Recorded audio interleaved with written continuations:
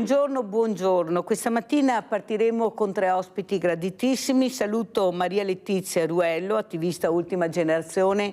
Ciao Maria Letizia, grazie di essere qui.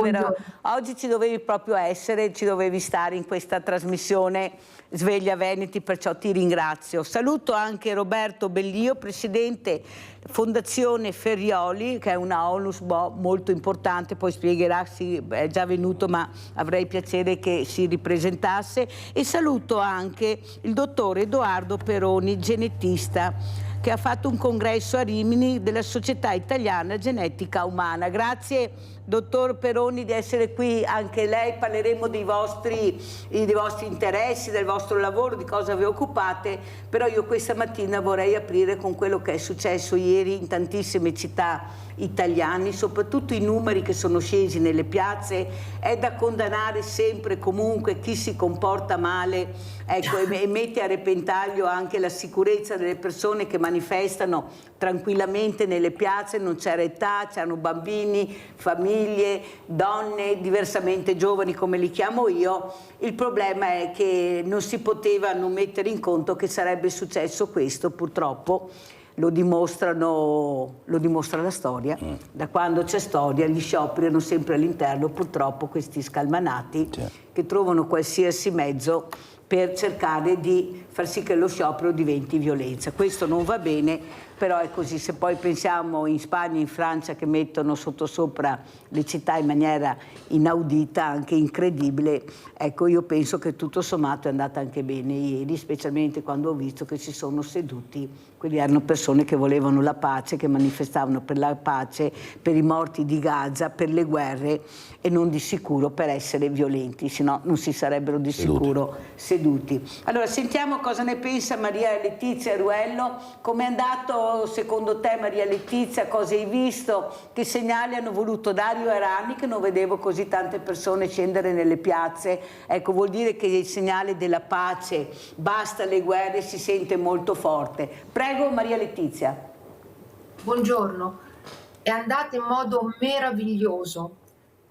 Mi sono piaciute tantissimo le immagini di quelle persone che si sono sedute, e Ultima Generazione era proprio in quello spezzone. È proprio grazie a Ultima Generazione e alla sua tradizione di non violenza, che non significa inazione, non significa non agire, che c'è stato quell'invito a sedersi, che è un messaggio corporeo che immediatamente ha consentito di aprire il dialogo con le forze dell'ordine, l'invito ad abbassare i manganelli, ad appoggiare gli scudi, e ha creato quel momento di rottura che ha consentito a uno spezzone, a una strada, di rimanere occupata in modo pacifico. Quindi quel momento è stato bellissimo. Oltretutto è stato l'unico, e tutte le altre piazze sono state di grande impatto, perché io ero ad Ancona con 2 cortei che hanno letteralmente bloccato il porto in tutte le direzioni, sia nella sua direzione verso le banchine di attracco civili, verso che nell'altra, che sono le banchine di carico e scarico industriale. Ecco, tutto un pomeriggio di persone, ma veramente di tutte le età, come tu dicevi. Questo non c'è bisogno che io lo dica, le immagini lo hanno detto. E affiancato a questo grande movimento, a questa grande partecipazione di centinaia di migliaia di persone, l'esempio forte di 4 persone, per ora sono 4, che sono in sciopero della fame, e l'esempio altrettanto forte di qualche decina di persone, forse un centinaio in tutto, se uniamo quelle italiane a quelle degli altri paesi, che sono su delle barchette che stanno sfidando una grande potenza militare come quella di Israele, con dietro un governo guerrafondaio come quello di Netanyahu, ecco, queste immagini di persone non violente ma non inattive, perché la non violenza non è mi siedo e non faccio niente, no, la non violenza è porto la mia testimonianza forte di rottura rispetto al genocidio. Molto chiara Maria Letizia, ti ringrazio per quello che hai detto, è proprio vero, purtroppo vedremo come andrà a finire, perché mi sembra che qualcuno stia giocando ai soldatini, invece che i soldatini adesso hanno inventato i droni. Ecco, adesso prima di mettere i soldatini stanno cercando di capire come funziona con i droni, la tattica della provocazione, ecco, questo provocare per vedere come ti muovi, chi sei, come fai. Io lo chiederei anche, dottore, prima di parlare appunto della genetica, vorrei sentire anche come uomo, come giovane, il dottore Edoardo Peroni cosa ne pensa, ecco, di quello che ha visto, di questi giovani, perché noi li abbiamo visti, i giovani non ci sono, ma sì, per carità, hanno famiglie, ma io ho visto tantissimi giovani che manifestano per la pace, non ne possono più delle guerre, di questa disumanità. Cosa ha visto lei, dottor Peroni, ieri? Ho visto, intanto buongiorno a tutti, ho visto un grande mare di gente, indipendentemente questi che avessero una bandiera politica di destra o di sinistra, e giovani, vecchi, era proprio un popolo in movimento contro questo scempio che sta succedendo a Gaza, che difatti ci sono stati diversi comunicati anche da parte di alcuni specializzandi dell'Università di Padova, di altre sigle o sindacali o di altri gruppi. E grazie a Dio che comunque ci sono tutte queste persone che hanno una sensibilità morale rispetto a quello che sta succedendo, perché la cosa che preoccupa in realtà è proprio, almeno a parer mio, è l'inerzia del nostro governo da questo punto di vista, perché oggettivamente difatti tutte le proteste che ci sono state nella giornata di ieri sono state sì contro quello che sta succedendo a Gaza, questo genocidio, adesso l'occupazione del suolo palestinese, ma anche per l'inerzia del nostro governo del non riconoscimento dello Stato palestinese e quant'altro.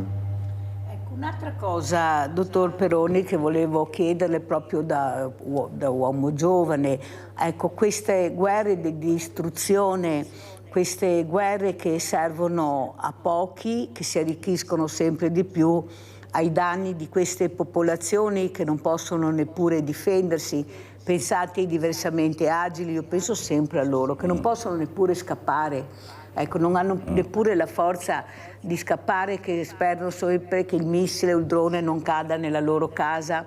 Pensate agli ospedali, le chiese, colpiscono qualsiasi cosa, ma il problema è quale obiettivo raggiungere, cosa c'è sotto che non ci dicono, chi è che continua a supportare, ecco, questi ignobili, perché ce ne sono più di una, guerre, sono i grandi della terra, perché loro, io sono convinta, noi non sappiamo cosa si dicono, cosa hanno deciso di fare, però succede questo. Allora io penso che sarebbe utile che questo sciopero generale, molti hanno detto, non risolverà il problema di Gaza, l'avete sentito dalle voci di molti politici, Gaza continuerà, però è un segnale che le persone sono stanche, le persone vogliono la pace, vogliono un mondo migliore.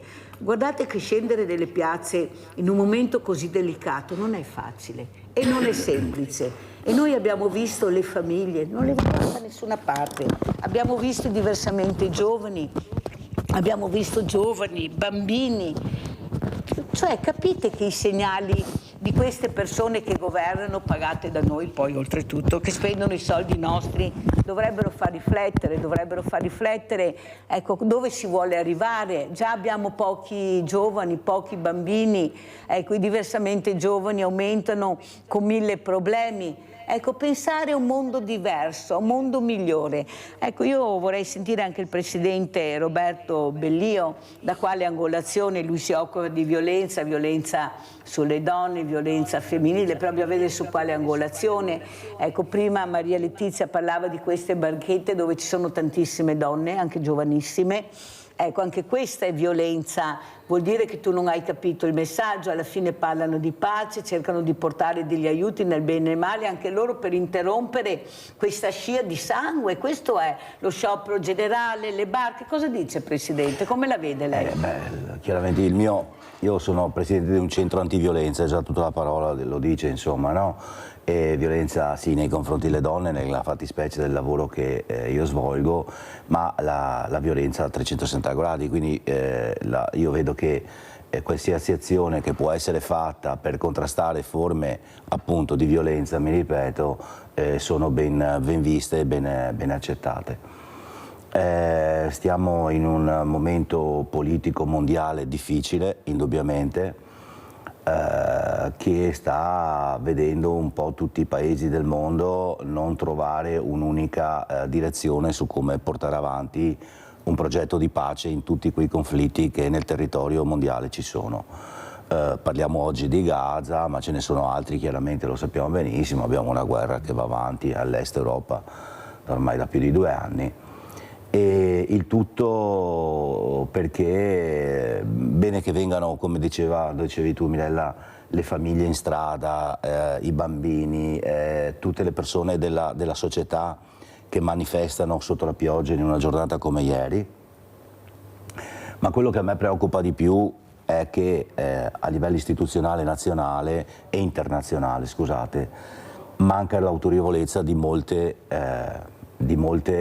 agenzie, parliamo dell'ONU, dell'OHCR, che sono quelle che dovrebbero avere la forza di dire no, contrapponiamoci, cioè un'ONU che ha la forza di poter anche schierare in campo, no, i famosi caschi blu che abbiamo visto in Kosovo e quant'altro, per interrompere, per infrapporsi nelle fazioni che sono in conflitto. Però purtroppo siamo in un momento storico dove mancano tanti di questi attori sul campo autorevoli e ci troviamo in una situazione che sta degenerando in più fronti, ok? Prima stavamo parlando fuori onda dei droni che arrivano, che vanno, delle provocazioni che ci sono, non ci sono.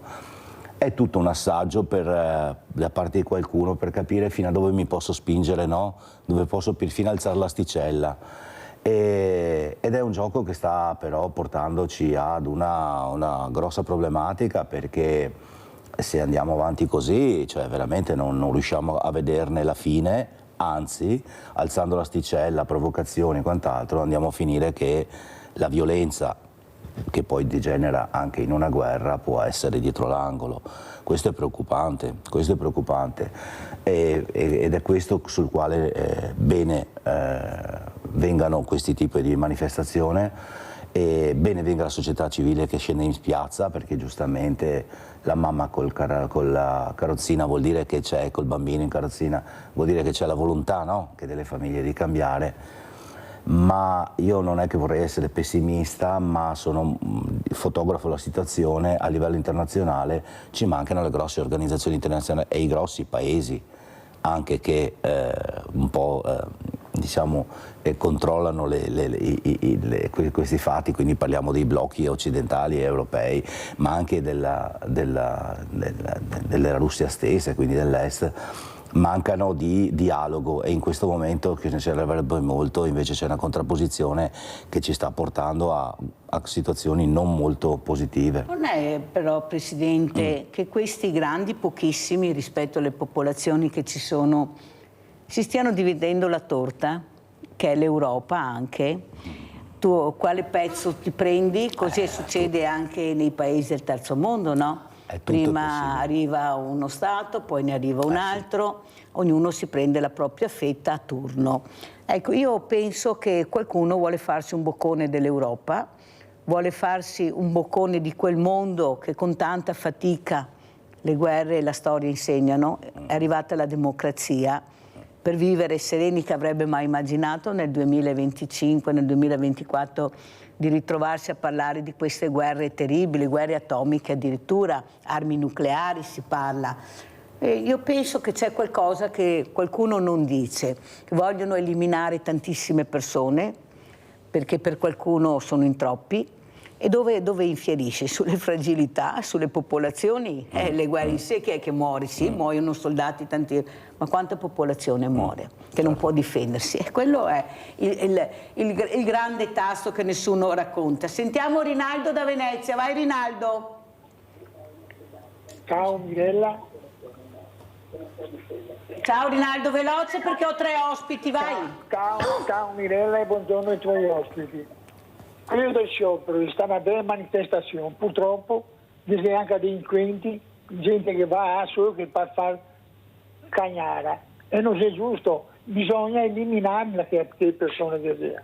Però se non mi fosse tanta gente che fa questi scioperi, queste robe, il governo italiano non che da bada a nessuno, a me mi sembra di violenza, vada al Senato, se bastona, se mai dice, con le bandiere, se la bastona. Ma la violenza nascerà dai politici. Io, 3 parti dei politici si connettano. Ma che cosa si vogliono parlare? Vogliamo far vedere gli americani che danno le armi.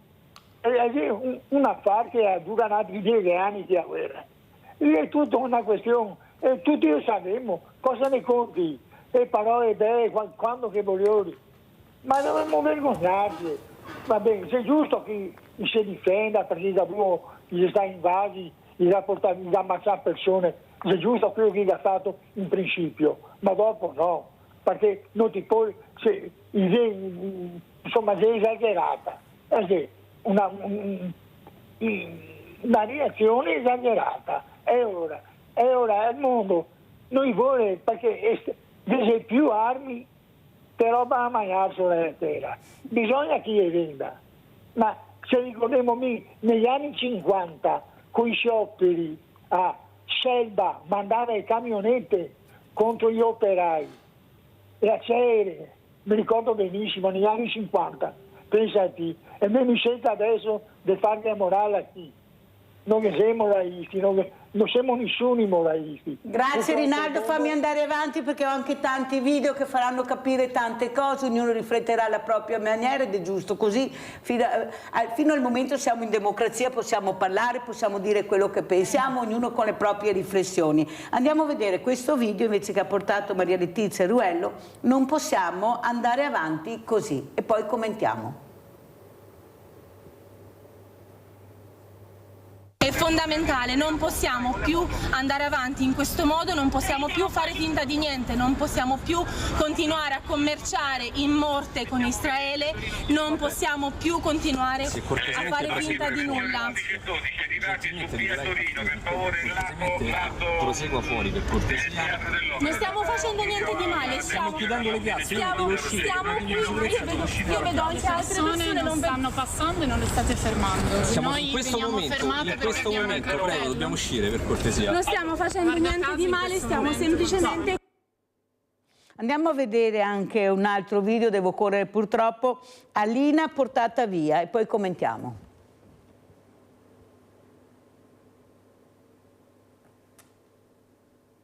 Devo riprenderla mentre succede.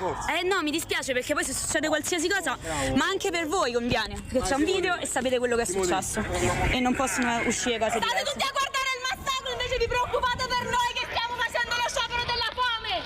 Stiamo solo facendo uno sciopero della fame, pacifico, senza violenza, senza ripercussioni per nessuno. A me state portando via come se avessi fatto chissà che cosa, come se fossi chissà quale minaccia, e invece del massacro in Palestina non si scandalizza nessuno, cazzo! Ma che dobbiamo fare? Che altro deve succedere? Che altro deve fare Netanyahu, il terrorista? Che altro deve fare per scandalizzarvi? Oltre che bombardare, oltre che affamare un popolo, che altro deve fare? Sto riflettendo con i miei pensieri. Allora, sentiamo Maurizio da Conselve. Vai Maurizio. Ciao Mirella e buongiorno ai tuoi ospiti. Io purtroppo sono controcorrente, ve lo dico subito. Allora, già dalle immagini, vedere quella signorina che va davanti al palazzo di governo veramente fa una schifezza enorme. Cosa va a protestare? Non può partire e andare lì in Israele a protestare. Siamo in Italia qua, non abbiamo niente a che vedere noi a spartire con quei paesi. Ok? Bene, questo è il punto. Secondo, per me non è giusto bloccare lo sciopero che ha fatto Landini appunto con queste cose, bloccare l'Italia e i lavoratori per che cosa? Per vedere manifestazioni aggressive, cattive e naturalmente contro le forze dell'ordine. A me non mi sta bene, purtroppo, perché veramente ho visto delle immagini indegne. Quello non è uno sciopero, quello lì è praticamente protestare per un paese che non ci appartiene, che non ci conviene a noi. E se c'è la guerra del signor Netanyahu, purtroppo ne ha le palle piene di quei palestinesi. Ok? Bene, con questo vi saluto a tutti, buona giornata. Abbiamo sentito le riflessioni di Maurizio da Conserve. Prego Maria Letizia Ruello. Purtroppo le responsabilità del governo italiano ci sono tante. Noi abbiamo rapporti commerciali regolari di import e export e sono tanti soldi con Israele e quindi con chi quel genocidio lo sta commettendo. Quindi ha molto senso e mi riaggancio anche a quello che diceva Roberto. Mancano le grandi istituzioni internazionali. Ma ragazzi, cominciamo da guardare casa nostra. Dialoghiamo intanto, chiediamo intanto al governo italiano di fare quello che deve fare. Deve riconoscere il genocidio, deve riconoscere lo Stato di Palestina, deve smettere di commerciare anche in armi con lo Stato di Israele. Quindi ha molto senso andare sotto quel palazzo. E mi riaggancio a quello che diceva Mirella, siamo in democrazia, ma fino a che punto siamo in democrazia? Perché non è...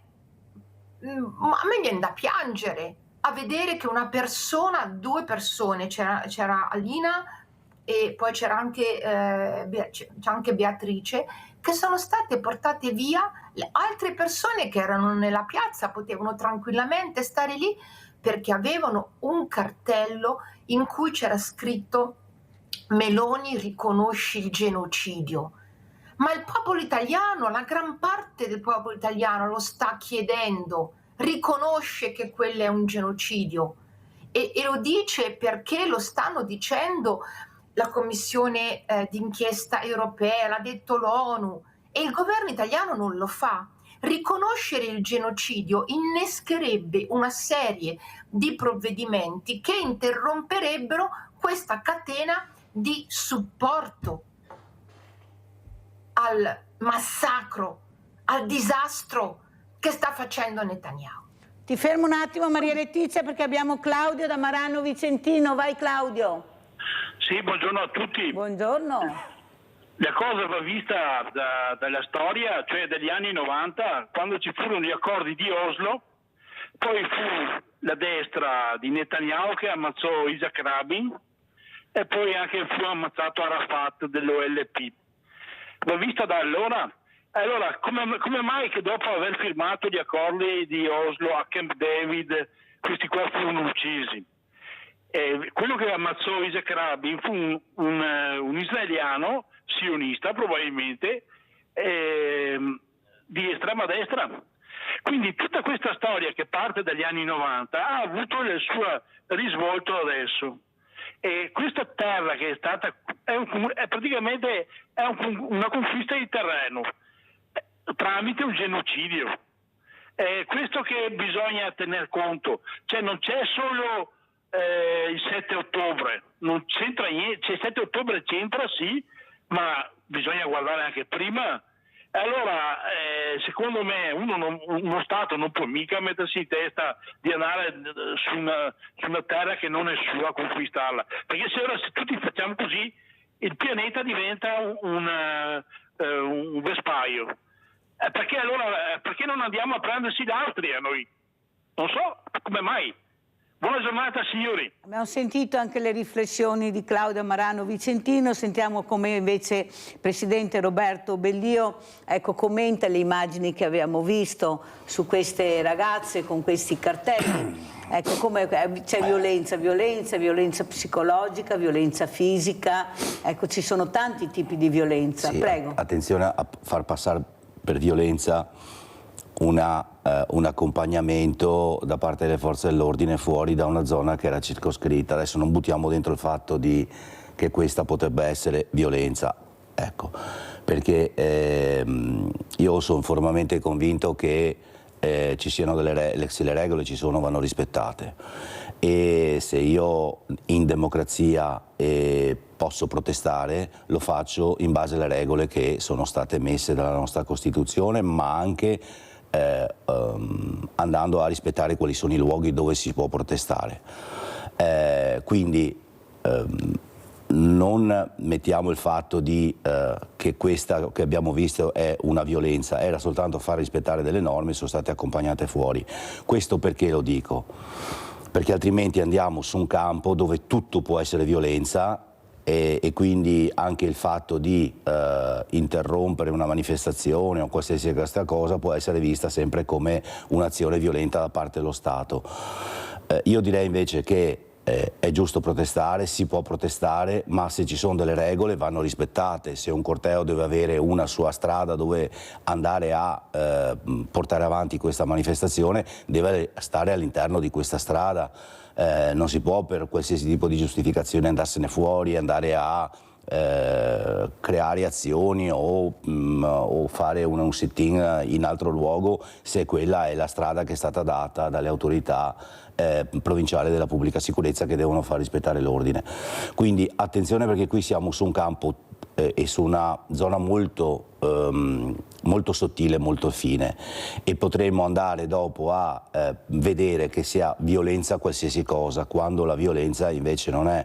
Qui è soltanto far rispettare delle regole. Dispiace vedere due persone accompagnate, o questa signora accompagnata in quella maniera da evidentemente rappresentanti delle forze dell'ordine, accompagnata fuori da quel perimetro che è davanti a Montecitorio, che tutti conosciamo e che è lì da anni. Io ero non più tardi di 3 settimane fa lì a Roma, e quel perimetro è stato fatto proprio per garantire la sicurezza del palazzo di Montecitorio, che è un palazzo dove si esprime la democrazia, perché ci sono tutte le forze politiche che entrano, escono e possono discutere, e se c'è questa cancellata, questa cordone dove all'interno non si può protestare, lo si può fare benissimo fuori, tant'è che di manifestazioni ne ho fatte anch'io davanti a Montecitorio, rimanendo al di là della transenne che ci sono. Quindi lo si può fare, c'è democrazia sì, ma non all'interno di quel cordone. Quindi però, vorrei stare un po' Presidente, attento. È vero quello che lei sta dicendo, ognuno fa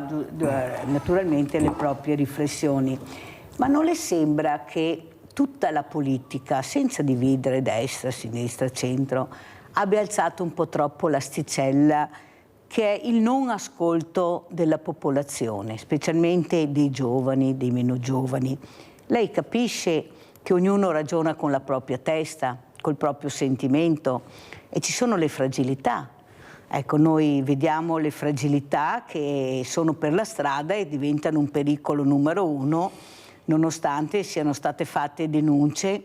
Si sapeva benissimo che aveva fatto quello. Sto parlando ad esempio dell'aggressione che ha subito quella ragazzina a Castelfranco. Sì.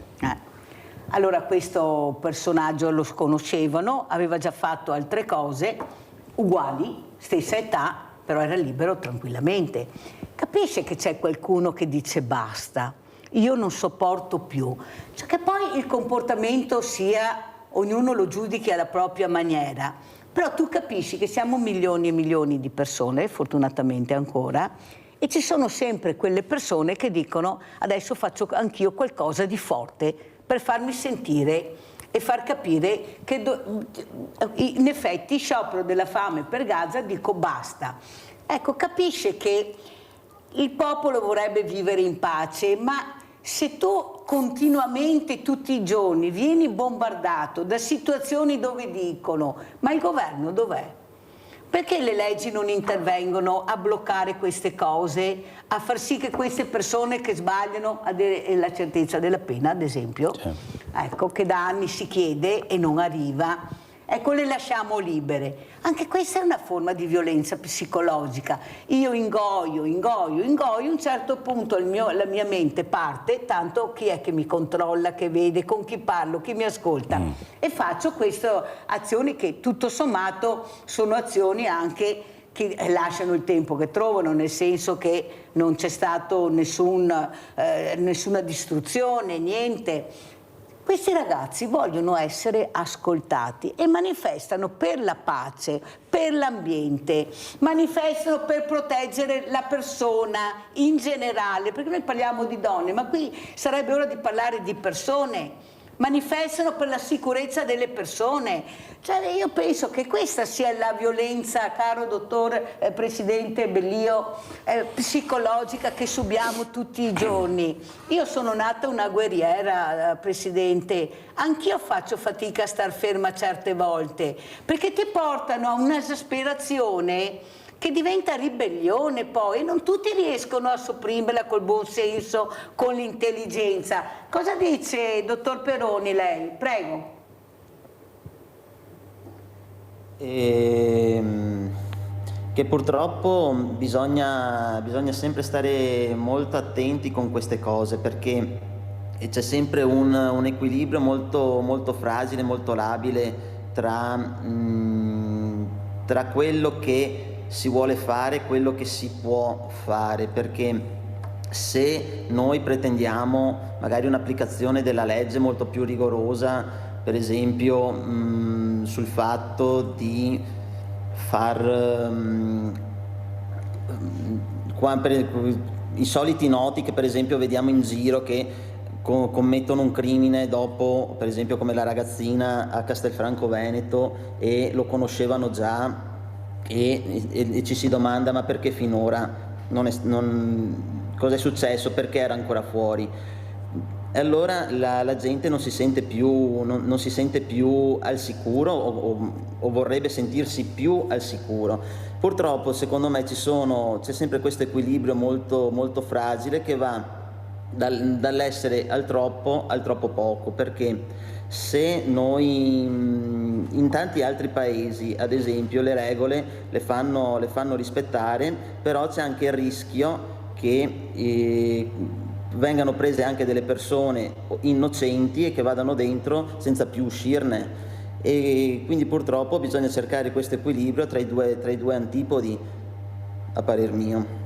Ti ringrazio, dottore. Guardi, anche del tuo, dottor Peroni, perché hai parlato benissimo da giovane uomo, l'equilibrio che bisogna cercare di avere. Però tutti, dottor Peroni, dobbiamo avere questo equilibrio, non bisogna guardare solo da una parte. Tutti che dobbiamo ragionare col buon senso, cercare di mettercela tutta, ma delle volte veramente sei tirato, ma no per i capelli di più, e se sei fragile può succedere che parti e tanto qualcuno mi ascolterà. Sentiamo Vladimiro, che piacere sentirti, bentornato Vladimiro, grazie, ciao. Ciao Milena, allora vado a scheggia che ho 3 concetti da esprimere, quindi vado a scheggia. Primo, quello che sta facendo il governo di israeliano e di Netanyahu non è assolutamente la giusta reazione a quello che è successo il 7 ottobre, ma è un'azione premeditata. È chiaro che quello che ha fatto Hamas 2 anni fa è sta lasciar fare dal governo israeliano, come che capitava in Italia con gli opposti estremismi, è sta lasciar fare per avere dopo la scusa di fare quello che sta facendo.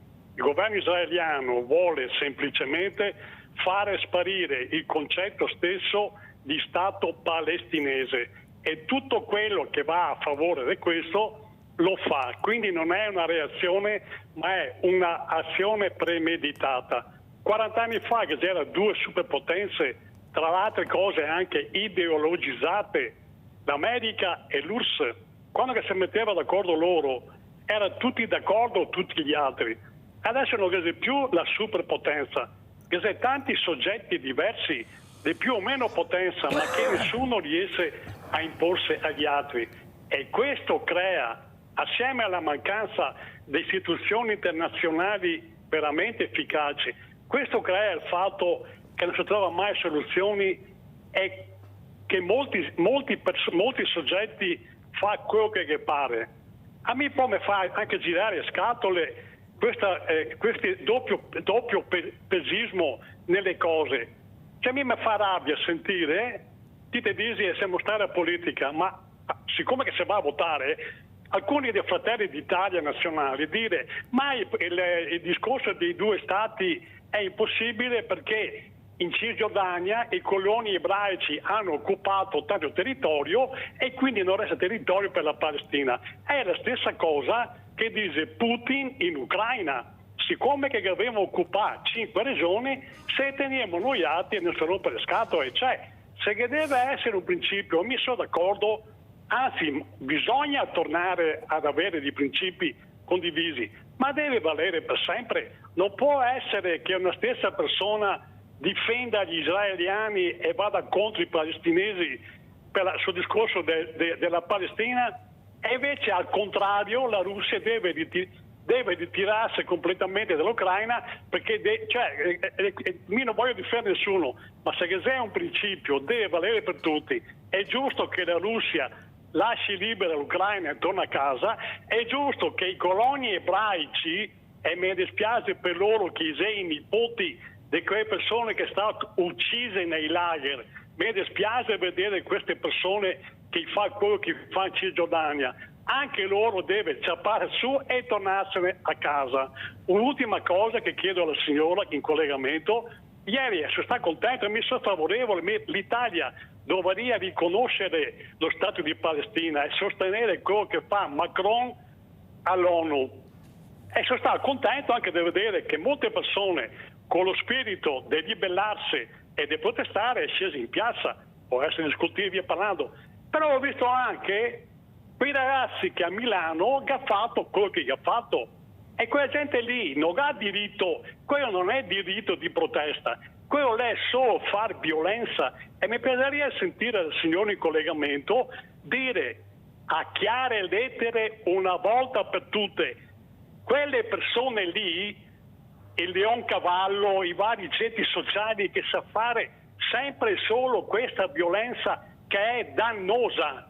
Quella gente lì deve essere una volta per tutte isolate. Grazie Vladimiro, se no non riesco a farti rispondere perché devo andare in pubblicità. Allora Maria Letizia Ruello, rispondiamo al nostro Vladimiro da Rovigo, prego. Vladimiro, forse non eri in collegamento all'inizio quando ho proprio detto che Ultima Generazione, come vedi io aderisco a Ultima Generazione, è grazie a Ultima Generazione che tutto uno spezzone del corteo si è seduto e ha pacificato il rapporto con le forze dell'ordine. Quindi, che dire, è la protesta non violenta, la resistenza non violenta, il disturbo non violento quello che alla fine vince. Pubblicità.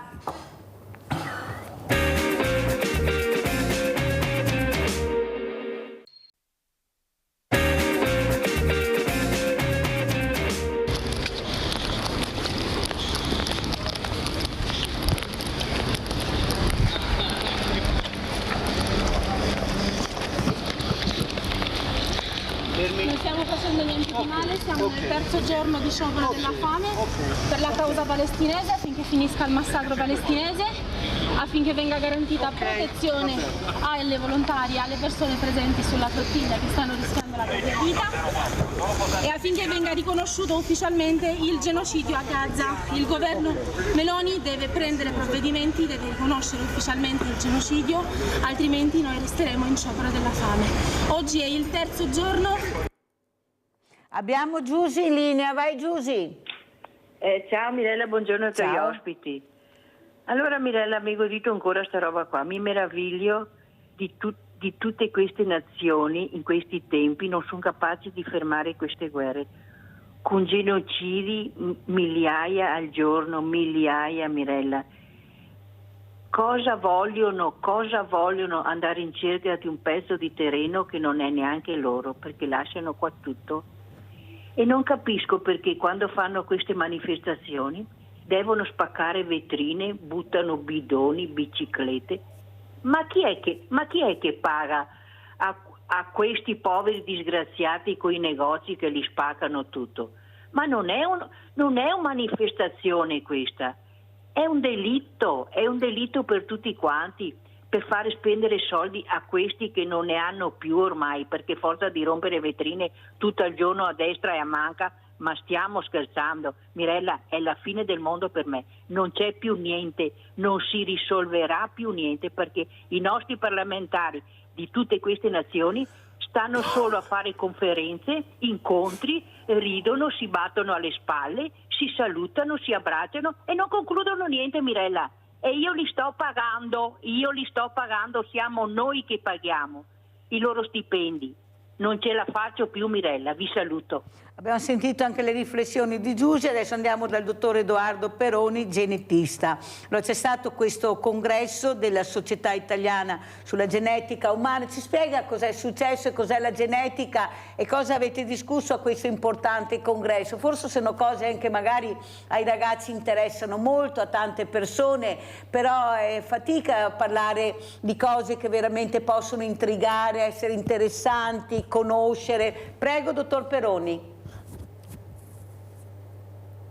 Io non ho sentito niente. Ho detto, dottor Peroni, che volevo sapere cosa è successo a questo congresso della Società Italiana sulla genetica umana che è stato fatto a Rimini, ecco, l'importanza di far capire, ecco, la genetica, magari tanti ragazzi sono interessati. Non sente?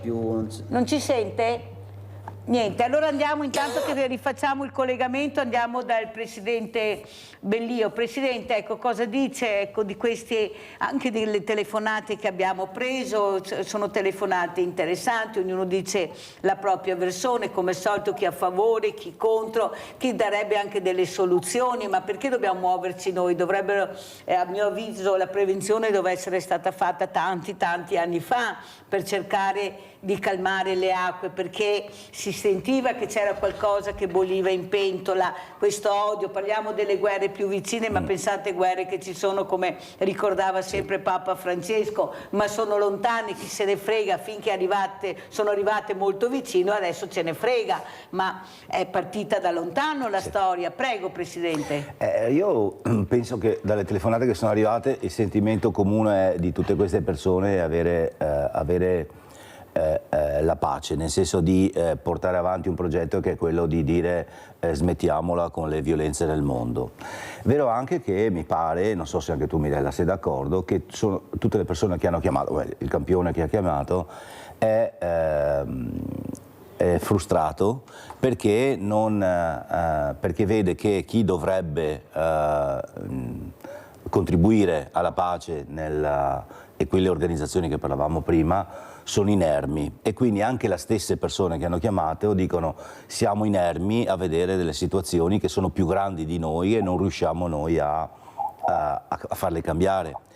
Quindi mi pare che tutti quanti siano d'accordo nel manifestare, da quello che ho capito, però con un distinguo, no? Manifestare in maniera pacifica, in maniera appropriata e non devastare, che è un'altra cosa ed è un altro fronte. Però, Presidente, scusi se apro sta parentesi, devo correre perché ho una telefonata e devo andare.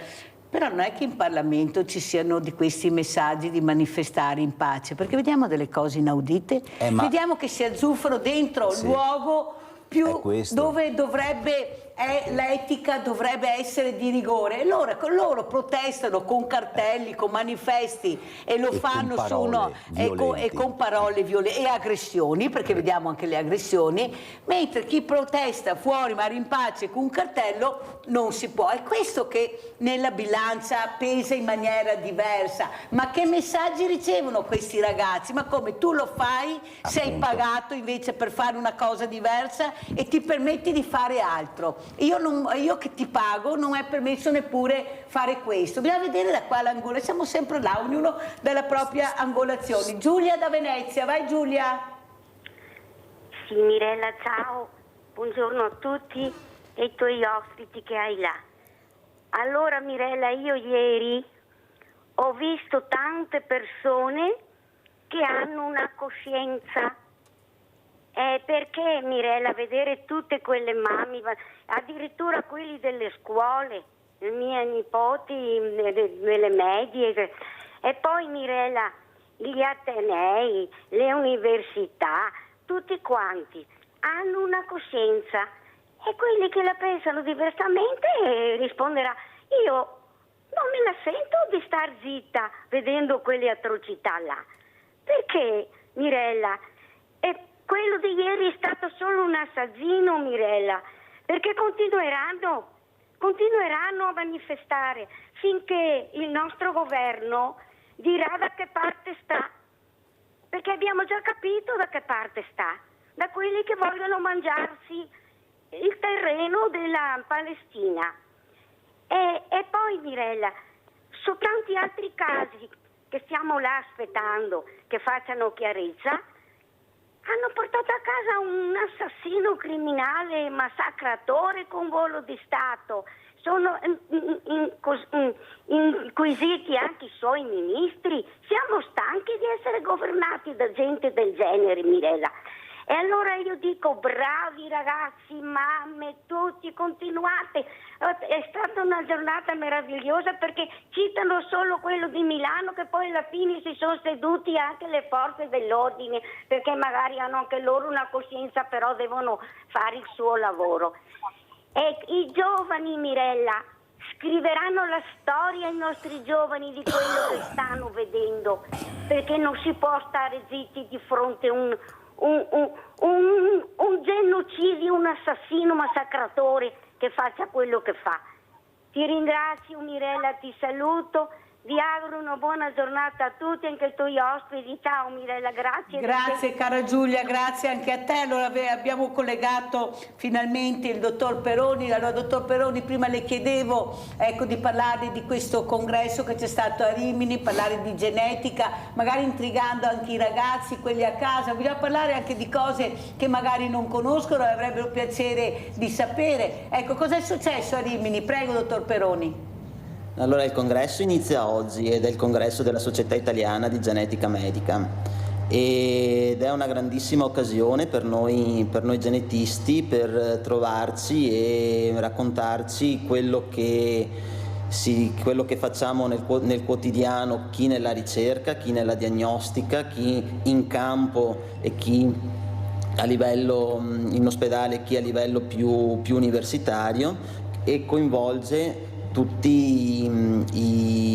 tutto lo scibile, diciamo, a livello scientifico, perché va dal campo dei tumori alle malattie rare, quelle neonatali, alla programmazione media, alla PMA, e quindi questa è una grande occasione a livello nazionale per discutere di tutto quello che facciamo.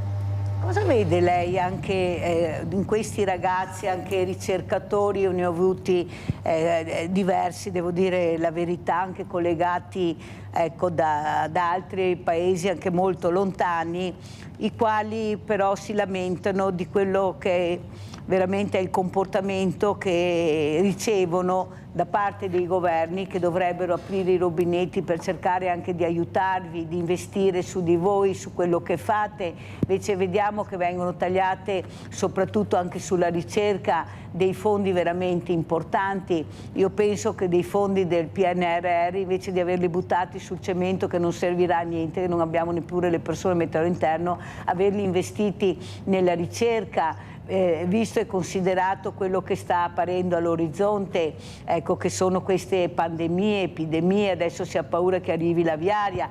Cosa dice? Questa ricerca che è fondamentale, importante, abbiamo visto con la pandemia, quando i grandi della terra hanno preso paura perché avevano paura di morire, hanno investito, perciò hanno messo soldi, hanno fatto rete tra questi ricercatori e i vaccini sono arrivati. Dopo ognuno la vede alla propria maniera, ma se investi vedi i risultati. Cosa ne pensa dottor Peroni? E questo congresso, cosa vi aspettate da questo congresso? E se la politica parteciperà, li avete invitati, come funzionerà? Prego.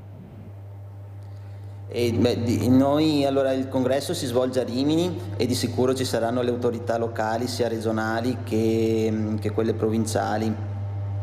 E per quanto riguarda invece la questione dei fondi, sì, è vero, c'è un'emigrazione, almeno in parte, del ricercatore verso stati dove possono essere riconosciuti di più, pagati meglio, sia per quanto riguarda la dignità del ricercatore, della propria professione, sia il fatto di avere dei fondi reali per lavorare. Bisogna dire che comunque in Italia le cose non vanno poi malissimo, certo. Si può migliorare, anche perché le nostre competenze, almeno qua a livello nazionale, sono estremamente elevate. Il PNRR è stata un'ottima occasione, anche noi dell'Istituto Oncologico Veneto siamo riusciti a sottomettere dei progetti che sono stati poi accettati appunto per il PNRR. E questa è stata un'ottima occasione. Poi è chiaro che se i soldi in generale vengono dirottati per aumentare un plafond per il riarmo o quant'altro, è chiaro che questo non fa bene a nessuno, purtroppo. Abbiamo Lorenza da Mestre, poi continuiamo. Vai Lorenza. Sì. Buongiorno Mirella, bentornata. Prima non mi sono fatta sentire anche perché non riuscivo a prendere la linea. Volevo ricollegarmi al discorso delle manifestazioni che sono state effettuate ieri nelle varie città italiane, e chiaramente ho fatto anch'io, ero del 68, per cui però non mi sono mai azzardata a sfogarmi questa mia ribellione che c'era in quel periodo nelle cose che sono cose di tutti, cioè sfasciare, negozi, vetrine. A Milano avevo una cugina, mi ha detto Lorenza, era un disastro, queste frange che riescono, nonostante tutto che c'erano migliaia di persone brave, a manifestare, e poi alla fine va a finire che queste frange, per colpa di queste frange, ovviamente distruggono il senso della manifestazione. Ora io mi domando, le forze dell'ordine sono stati 60 feriti, che grazie a Dio se ci sono loro, perché bisogna tanto di cappello. Però io mi domando, è mai possibile, come è successo in Francia? In Francia non li hanno fatti neanche entrare nella manifestazione, hanno individuato quelli che non erano sicuri ma che avevano intenzioni diverse e sono state bloccate. Mi domando in Italia perché non si debba fare una cosa di questo genere. Poi quelli che si incappucciano, che si mettono il volto tutto coperto, ma se sei lì per una giusta causa non c'è motivo di avere questo cappuccio addosso. Io se devo fare una messa, la faccia la metto, e rivendico quello che sta succedendo, il disastro che c'è in Palestina. Poi non c'è solo in Palestina, c'è in Sudafrica, ci sono tantissime, 78 guerre nel mondo. È mai possibile che questa rabbia, questa cosa è uscita per l'Ucraina e l'Israele? E qui finisco perché la cosa sarebbe veramente molto molto vasta da discutere. Grazie Mirella, buona giornata. Grazie a te cara Lorenza, è fatto piacere risentirti. Allora dottor Perone, continuiamo invece con questa ricerca con i giovani che vorrebbero essere ascoltati, hanno protestato le università, avete visto quanti ragazzi, sono ragazzi che studiano, soprattutto l'ambiente, ecco, un ambiente che riguarda anche voi che studiate la genetica, un ambiente da salvaguardare. Questi ragazzi sono molto vicini all'ambiente, ecco, quanto importante è anche un ambiente sano per la genetica, dottor Peroni? Un ambiente in che senso? L'ambiente in generale, l'ambiente dove si vive, l'aria che si respira, ecco, questo veramente inquinamento che fa rabbrividire in certe situazioni. È fondamentale Mirella, è fondamentale perché certo ci può essere anche una predisposizione genetica per quanto riguarda alcune malattie, però c'è anche una componente ambientale che fa sì che eventualmente questa predisposizione comunque possa possa poi aver fronte poi negli anni, e questo non è solo nell'ambiente come l'aria, ma anche su quello che mangiamo, quello che viviamo, lo stress che viviamo nel quotidiano, le brutte abitudini come fumo e alcol, la dieta sregolata. Ci sono un sacco di cose che potrebbero essere già una cura, una prevenzione per quello che poi sarà la nostra vita nel futuro. Bene, dottor Peroni, io penso che questi congressi siano molto importanti, quello che state cercando e che inizierà oggi a Rimini, perché fanno anche capire dove siamo arrivati con la scienza, la ricerca, anche la tecnologia. Ad esempio, lei cosa ne pensa dell'intelligenza artificiale? È molto ben vista all'interno degli ospedali dai ricercatori, così si dice, meno vista in maniera veramente etica su quello che sono poi i social, come viene gestita invece dai social. Bisogna vedere anche qua da quale angolazione guardi l'intelligenza artificiale. Dalla sua angolazione come la vede col suo lavoro? Come ogni cosa deve essere ben utilizzata, perché l'intelligenza artificiale, bisogna ammetterlo, ha dato un enorme aiuto per quanto riguarda lo studio di enormi quantità di dati, perché se una volta magari ti dovevi guardare le cose una per una, adesso puoi guardarne migliaia tutte assieme, e di conseguenza questo è un grande aiuto. Poi è chiaro che ci deve essere sempre un controllo, una supervisione a livello umano, perché comunque al di là di quello ancora gravi errori vengono fatti anche dall'intelligenza artificiale, quindi deve essere considerata più una questione di scrematura in quello che vai a studiare, in quello che vai a leggere. Dopo anche in quel caso poi a livello social e quant'altro deve essere anche in quel caso, dipende sempre da come viene utilizzata, perché se viene utilizzata per fare dei video propagandistici o di fake news e quant'altro, è chiaro che questo va a ledere tutta la comunità e non è più un aiuto, ma anzi è un danno. Dottor Peroni, un'altra cosa che volevo chiedere, adesso arriva l'autunno, si parla ancora di vaccini, molti pediatri addirittura sono veramente preoccupati perché non vaccinano i bambini, sta tornando il morbillo. Lei come vede la situazione? Perché bisogna anche spiegare bene. Io sono convinta, se avessero fatto dall'inizio parlare gli addetti ai lavori, quelli che veramente sanno, che dicono le cose come stanno, non per la carriera o per voti, ma perché hanno studiato, forse avremmo visto le cose in maniera diversa, perché poi quelli che sono stati colpiti sono le fragilità, non c'è niente da fare, sono quelle che vanno in internet e si curano da soli, perché me l'ha detto il dottore che ho letto su internet, lo scienziato che ho letto, bisogna vedere cosa leggi, chi è questa persona. Prego, dottor Peroni. Sono convinto che sia sempre un fatto di prevenzione. Adesso con l'autunno, con l'arrivo del freddo, chi ne ha la possibilità si vaccini assolutamente appunto per le malattie di stagione, che come ho sempre detto non vanno a coprire sicuramente la patologia che verrà, però comunque ne copre un grande ventaglio e potrebbe essere assolutamente d'aiuto per chi o magari più in là con l'età o che può avere dei problemi più o meno gravi di salute. Questo potrebbe essere una prevenzione anche per portare avanti in maniera dignitosa la propria vita senza nessun tipo di effetto collaterale.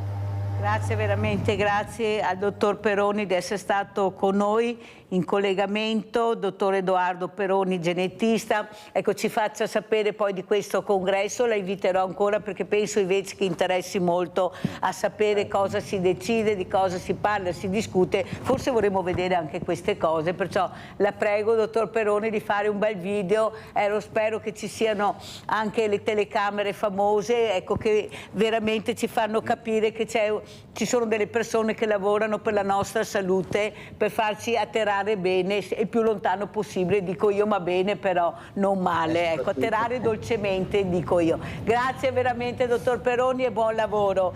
Allora Grazie. Sentiamo invece Maria Letizia. Maria Letizia, come ci saluti, cosa vuoi dire, ecco, con quali parole ci lasci? Prego Maria Letizia.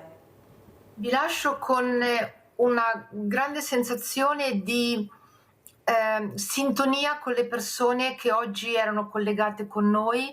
Mi sono rimaste nel cuore le parole di Giulia, mi sembra da Venezia, in cui diceva sostanzialmente cosa dobbiamo fare per farci ascoltare.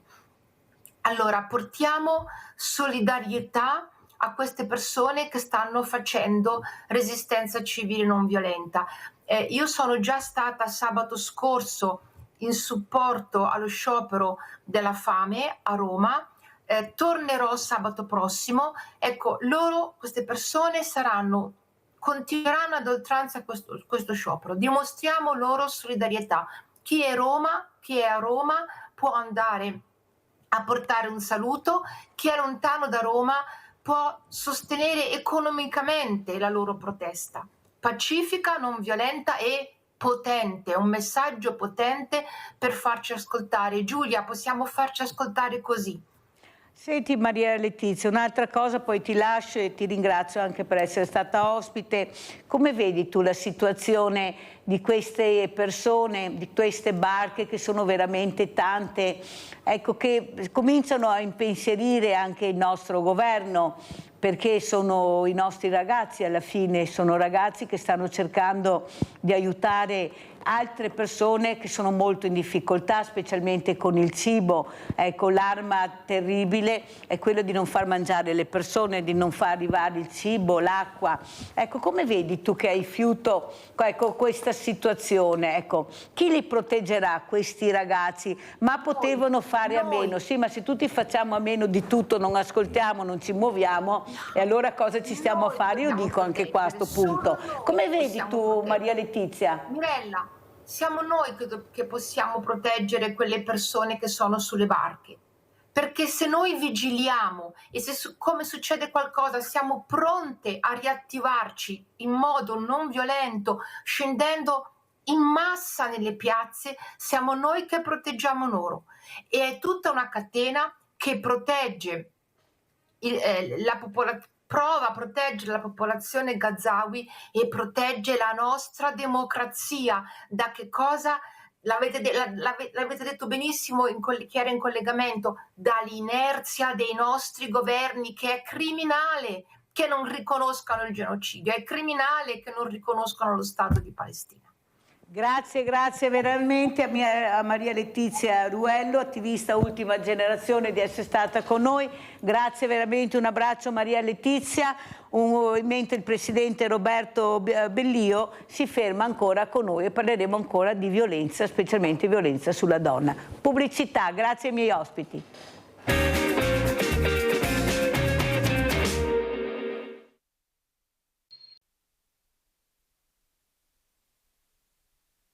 Viveva in un clima di terrore da almeno 2 anni, vittima di umiliazioni, insulti, minacce e aggressioni fisiche anche davanti ai figli.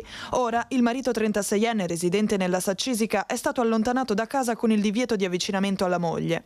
A far scattare le indagini è stata la segnalazione di un conoscente che ha avuto il coraggio di parlare, rompendo un silenzio che rischiava di diventare tragico. Secondo quanto emerso dalle indagini dei carabinieri di Codevigo, i maltrattamenti sarebbero iniziati nel 2023, con mortificazioni per il suo modo di gestire casa e figli, controlli negli spostamenti, fino ad arrivare a minacce di morte con un coltello quando la vittima ha cominciato a prospettare al marito l'ipotesi di una separazione.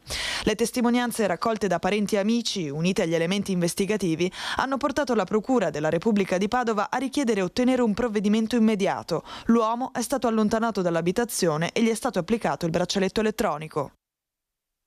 Arrestato dai carabinieri, un 30enne trevigiano deve scontare 2 anni e 1 mese di reclusione per maltrattamenti verso i familiari. Era in compagnia di una ragazza scomparsa nel Trevigiano. L'operazione dei militari di Bassano del Grappa, Romano De Zelino e Nove era in corso per le ricerche partite dai carabinieri di Riese Pio X in provincia di Treviso di una ragazza che si era allontanata da casa alcuni giorni fa e della quale la madre ne aveva denunciato la scomparsa. Sul 30enne arrestato pendeva un ordine di carcerazione del 22 agosto della Procura di Treviso, per il quale dovrà espiare la pena di 2 anni e 1 mese per maltrattamenti ai danni dei propri familiari.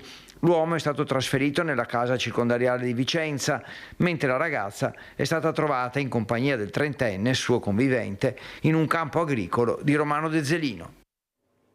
Allora, prima di commentare questi servizi col presidente Roberto Bellio, che si occupa appunto di violenza, specialmente su violenza sulle donne, saluto l'ospite che è Silvano Olmi, vi porto a Viterbo, presidente nazionale Comitato 10 febbraio. Buongiorno Presidente. Ciao Mirella, grazie dell'ospitalità, sei sempre gentilissima. No, grazie, ci manca. Allora, intanto presentati, Presidente, perché così anche il Presidente Bellio ti conosce e mi diceva, mi intriga sta data, come mai sta data? Adesso glielo chiediamo, ce lo dirà. Prego, Presidente Olmi. Guarda, il Comitato 10 febbraio è un'associazione di esuli, di figli di esuli, ma anche di cittadini che si riconoscono in questa situazione dell'esodo, no? Che ci fu nell'immediato dopoguerra dal confine orientale, quindi Istria, Dalmazia, eccetera. E noi il 4-5 ottobre, ormai sono 7 anni, andremo a ricordare Norma Cossetto. Norma Cossetto chi era? Era una giovane studentessa istriana che venne sequestrata, violentata, torturata e infine gettata in una foiba, e la Repubblica Italiana nel 2005, grazie all'allora presidente Carla Azeglio Ciampi, ha concesso a questa ragazza la medaglia d'oro al merito civile. E quindi ecco, è un esempio di quello che purtroppo ancora oggi accade, cioè degli stupri di guerra, lo stupro usato come arma di guerra, soprattutto nei confronti delle donne. Ed è quello che poi purtroppo ancora oggi accade in Palestina. Noi abbiamo notizie, speriamo che siano infondate, quello che succede nella guerra che sta contrapponendo ormai da alcuni anni la Russia con l'Ucraina. Quindi dove c'è un conflitto poi c'è questa violenza nei confronti delle donne. E noi vogliamo ricordare appunto il 4-5 ottobre di quest'anno, lo faremo in 400 città, pensa Mirella, andremo anche a Melbourne, andremo a Londra, andremo in Argentina, poi tante città italiane. E devo dire, siccome tu sei una giornalista molto attenta anche per quella tua emittente televisiva a quello che accade nel Veneto, no? Se non vado errato, il Veneto contribuirà con circa 50 città dove verranno fatte le manifestazioni. Quindi il Veneto è una delle regioni che ci dà più soddisfazioni sotto questo punto di vista come organizzazione di questa manifestazione patriottica. Manifestazione patriottica che presenteremo ufficialmente il 1° ottobre alle ore 10 nella sala stampa della Camera dei Deputati a Roma, con tutta la commissione. Abbiamo invitato tutta la commissione della Camera dei Deputati e la commissione cultura, e quindi insomma, ecco, ci sarà occasione di esporre ancora di più questo nostro evento. Guarda Presidente, ti ringrazio per aver detto questo del Veneto, perché ricordo a tutti che nel Veneto il mondo del volontariato ha il più alto numero di associazioni. Questo la dice lunga su quello che è questo popolo meraviglioso, il popolo veneto, non solo, ma specialmente il popolo veneto, perché i numeri sono numeri. E se questi numeri di associazioni sono un fiore all'occhiello, questo qualcuno della politica dovrebbe anche darne merito e prenderne atto, invece di metterci i controlli che verranno sempre più accesi. Ecco, sul mondo del volontariato, ecco, stanno mettendo ancora più controlli nel terzo settore, sperando di trovare i furbetti là, mentre sappiamo benissimo, per carità, non dico che non ci siano, ma i veri furbetti dove sono? Hanno anche un nome e cognome, lo sanno, però vanno a colpire proprio il terzo settore. Pensa Presidente cosa stanno facendo, ecco, con le nuove normative, ma va bene, noi andiamo avanti lo stesso. Allora sentiamo il Presidente Bellio come, ecco, commenta anche le parole di questo Presidente che veramente di Silvano Olmi sta cercando di far capire che c'è un popolo, anche un popolo italiano, un popolo veneto e non solo, che si sta muovendo. Cominciamo a prendere posizione, facciamo ascoltare, ci mettiamo in viaggio per il bene e la sicurezza del nostro prossimo. Prego, Presidente. Intanto saluto il dottor Olmi, che ho piacere di conoscere in questo momento, e la storia degli esuli fiumani dalmati l'abbiamo conosciuta, ahimè, in tempo molto recente. A scuola da me non me l'hanno fatta studiare, per esempio, ed è uscito fuori da pochi anni quello che sono state le storie tristi che hanno subito le nostre popolazioni, che erano appunto italiane e che furono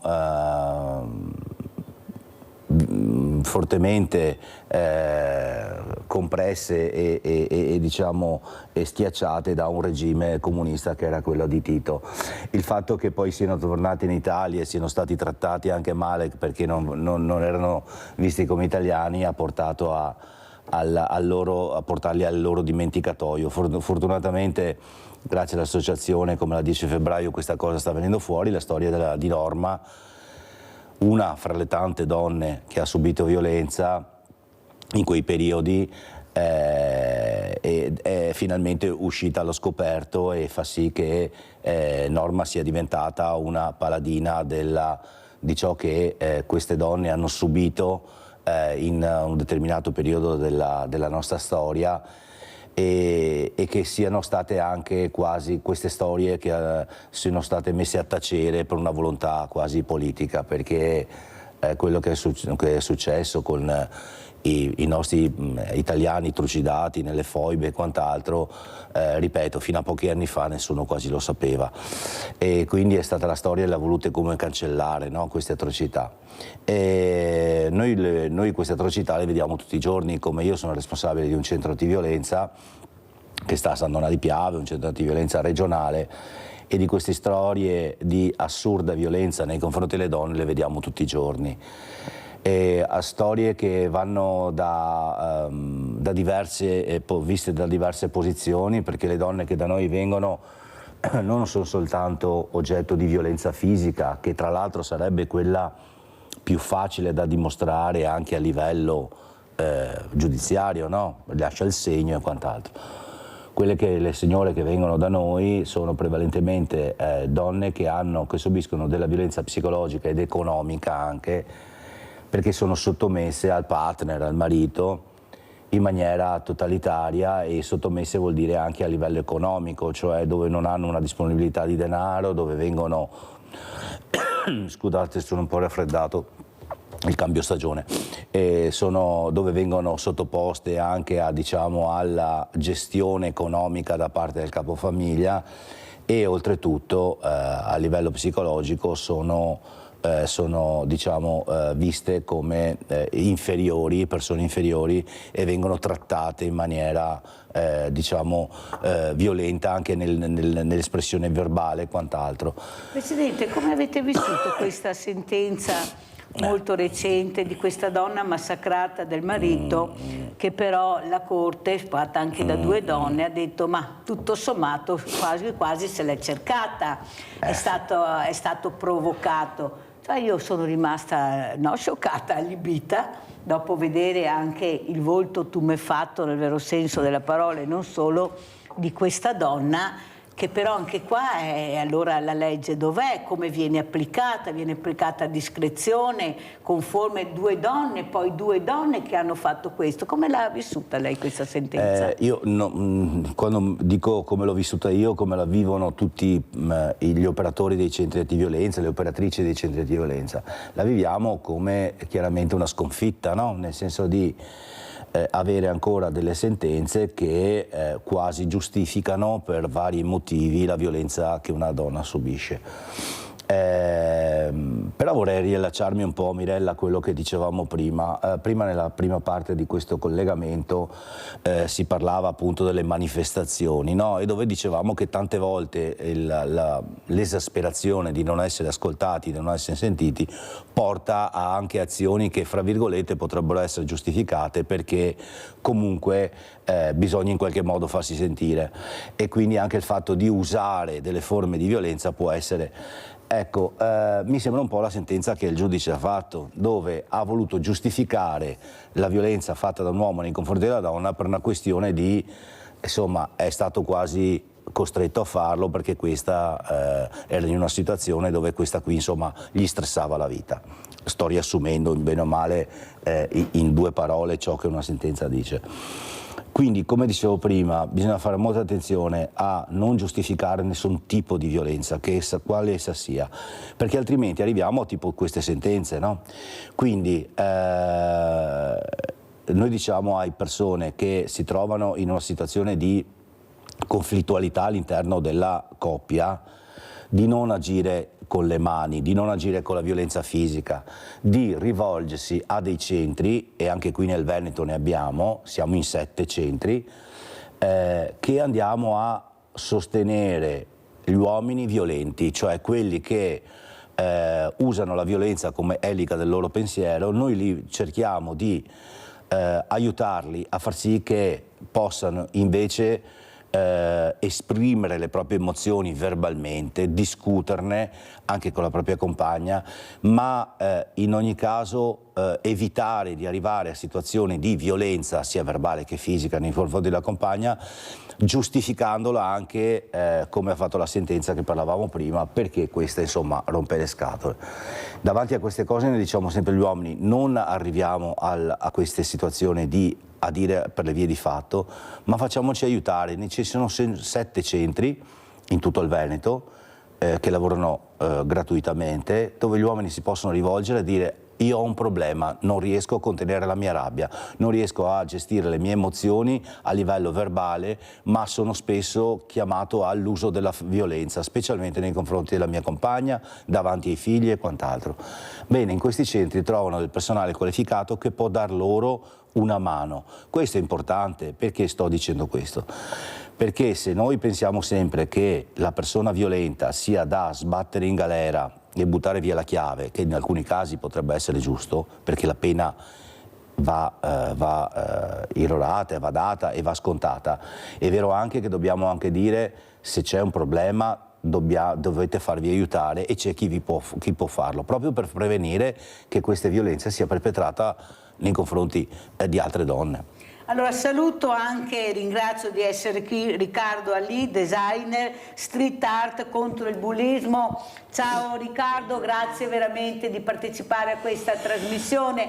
Allora, dalla tua angolazione cosa stai vedendo? Perché all'inizio i bulli sembravano fossero tutti maschietti, adesso mi sembra invece che iniziano, ecco, ad alzare la cresta anche le ragazze, perché noi no e loro sì. Ecco, sono dei numeri, sono piccoli numeri, sapete, rispetto a quelli bravi, ma è giusto parlare di quelli non bravi per cercare di fare prevenzione. Ecco, e penso che Riccardo stia facendo proprio questo, cercando di trasmettere anche questa street art per colpire il bullismo. Prego Riccardo.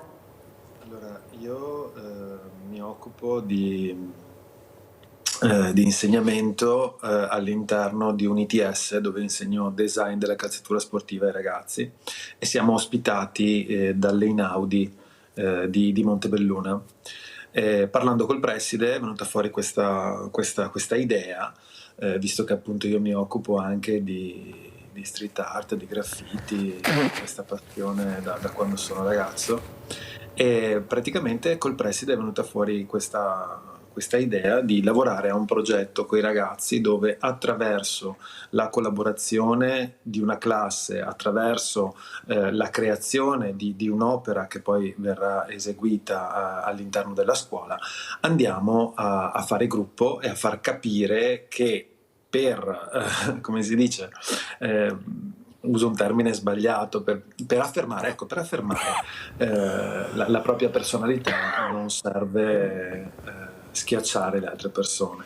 Purtroppo all'istituto ci sono stati dei casi, c'è una campagna molto efficace che sta continuando, un lavoro veramente capillare nei riguardi degli studenti, proprio per spingere gli studenti, come diceva il dottor prima, spingere gli studenti a parlare, a comunicare. La comunicazione è importantissima, e quindi trovare anche la forza di, passatemi il termine un po' forte, denunciare questi casi di bullismo all'interno della scuola.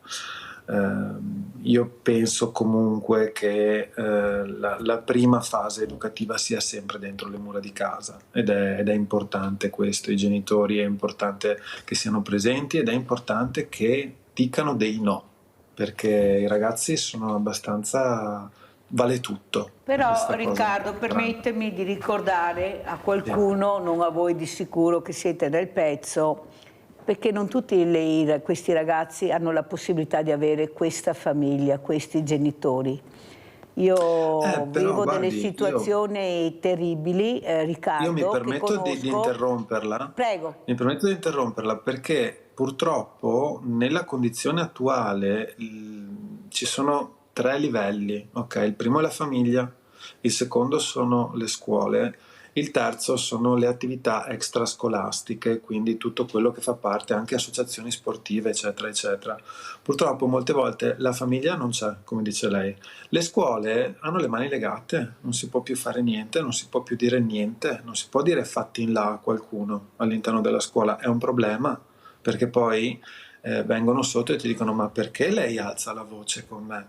Cioè, ci sono queste cose, e alla fine purtroppo l'educazione passa anche attraverso queste cose. Avere fermezza e comunicare le cose con fermezza e con un certo vigore non è maleducazione, non è abuso, è imporre una regola, perché le regole ci servono. Noi abbiamo bisogno di regole, e non per infrangerle, ma proprio perché ci danno dei limiti, ci danno il rispetto verso gli altri, verso le cose degli altri, e gli strumenti che gli insegnanti hanno sono pochissimi, tant'è che arriva al terzo livello, quello delle associazioni sportive. Allora lì ci sono le regole che fanno parte del gioco, ad esempio, che ne so, il basket, il calcio, queste cose qua. O tu segui le regole o non vinci la partita, ok? Non è che fai quello che ti pare durante la partita. Allora lì quella è l'ultimo baluardo che è ancora in piedi, anche perché tutto quello che può essere centri giovani, centri sociali, sono completamente spariti. C'è un sacco di... Io abito a Montebelluna, vedo veramente gruppi di ragazzi sulle panchine a guardare i cellulari. Quando ero ragazzo io non c'erano queste cose, e in giro è così perché c'è tutta sta gente in giro. Allora, io non do la colpa assolutamente ai ragazzi e ai giovani, c'è qualcuno che ha portato a questo. Quello che io vedo è che io ho avuto anche spesso degli insegnanti, dei docenti, e più di qualcuno, in particolare uno, caro Riccardo, lì ha detto: noi tutte le mattine saliamo come fossimo sul Monte Bianco, saliamo in vetta e vediamo tutto. Vediamo chi sono i giovani che entrano in classe, come si comportano, chi sono quelli da attenzionare, quelli da non attenzionare, quali sono le fragilità, vediamo tutto. Il problema è vedere chi di noi, insegnante, vuole scendere e dare una mano, aiutare. Perché purtroppo vedo, questo l'hanno detto loro, questo insegnante, molti miei colleghi non lo fanno. E invece bisogna scendere, mettersi in gioco, cercare di incontrare queste fragilità e di capire come aiutarli. Mi sembra che lo sport si inizia a fare dalla quinta elementare. Mi sembra che la musica lei è stata eliminata dalla scuola, quello dicono i professori, gli insegnanti che ho avuto anche la scorsa settimana. Eppure è arte, la cultura e l'arte vince l'ignoranza.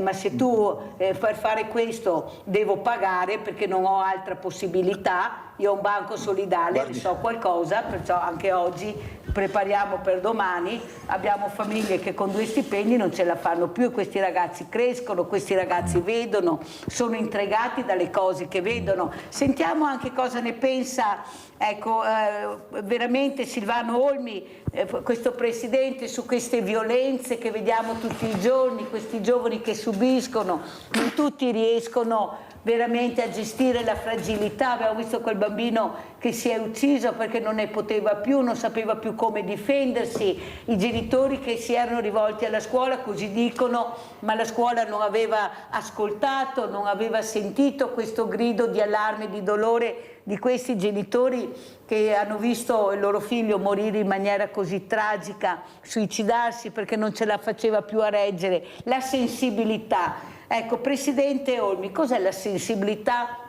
dopo la storia che dovrebbe aver segnato? È vero che ce l'hai, se non ce l'hai nel DNA, prima o dopo viene fuori se ce l'hai o non ce l'hai, però aiutarli sì, questi ragazzi che vivono in una giungla ormai, ma una giungla fatta di orchi, fatta di cose orribili che vediamo tutti i giorni, perché le cose belle non si devono far vedere, gli esempi belli non si devono far vedere, eppure la storia è fatta anche di questi esempi. Prego, Presidente Olmi. Grazie Mirella, innanzitutto voglio ringraziare sia il Presidente Roberto Bellio che il Professor Riccardo Ali, perché concordo pienamente su quello che hanno detto.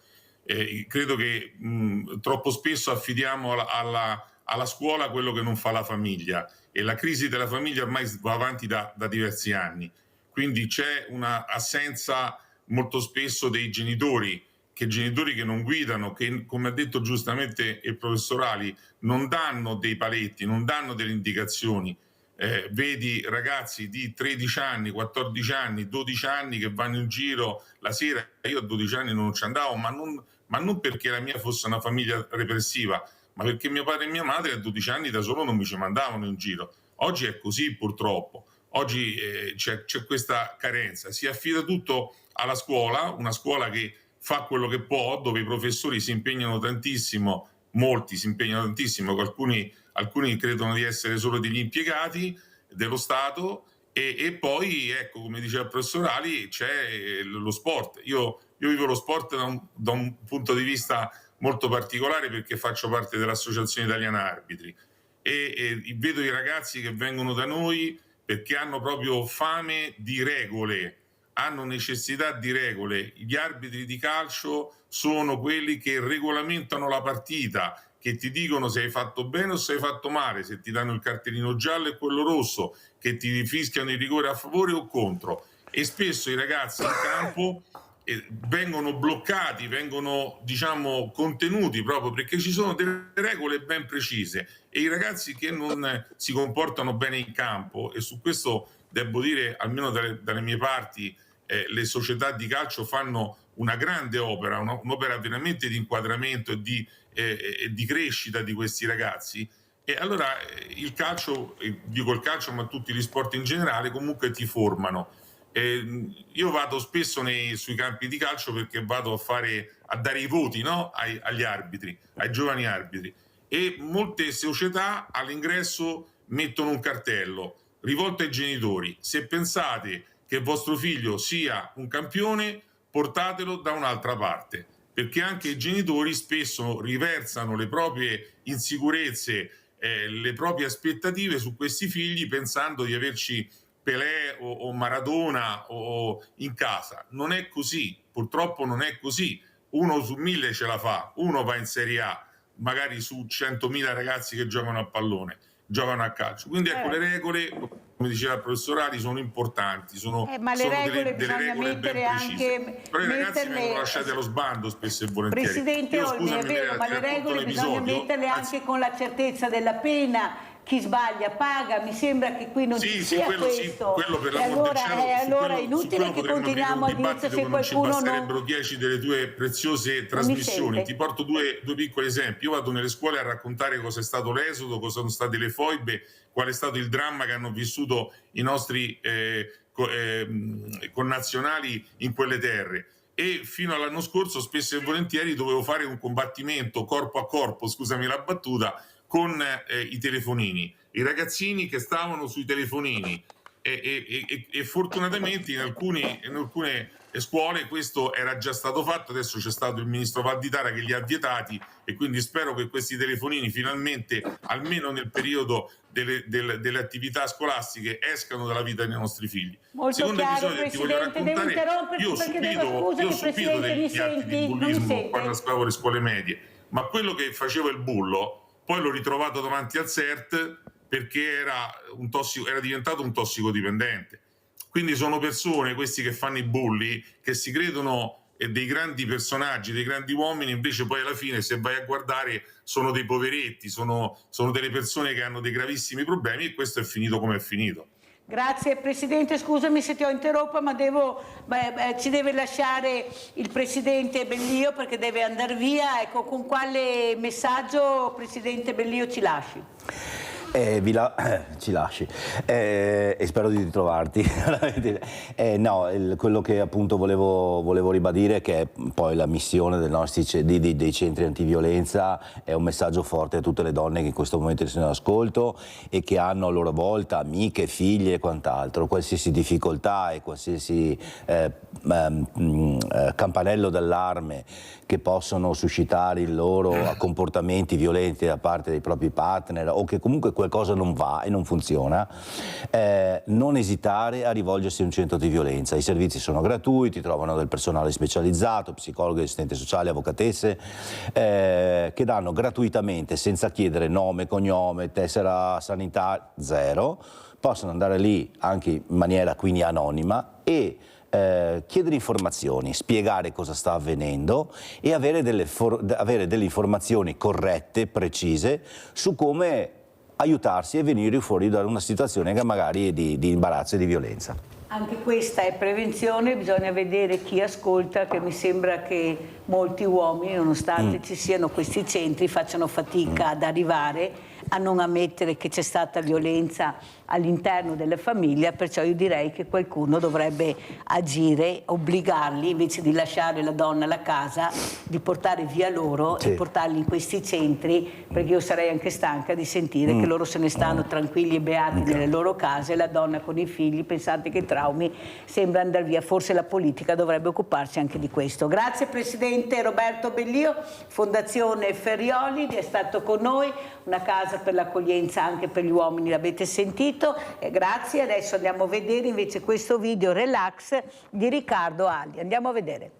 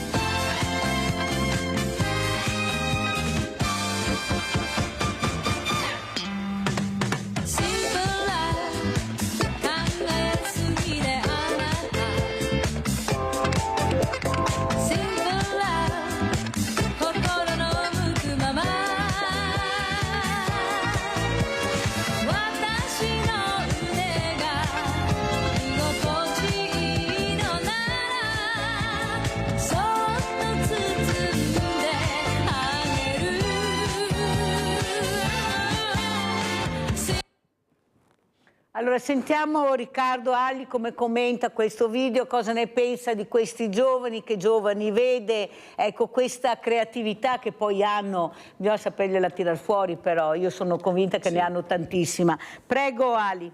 Allora, questi sono dei video di alcuni workshop che ho realizzato durante quest'anno, sono delle forme nuove di workshop di calligrafia, perché io mi occupo di calligrafia, ho un'associazione che si chiama Calligraphy Italia, scritto Calligraphy col PHY Italia, e appunto come dice lei, Io sono molto affascinato dalle nuove generazioni, no?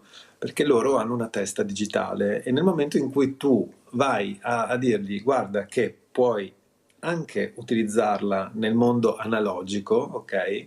Loro fanno dei passaggi velocissimi e hanno dei risultati incredibili, perché appunto in 2 ore di corso si riescono a fare lavori di lettering di altissimo livello e i lavori sono molto originali, sono molto elaborati.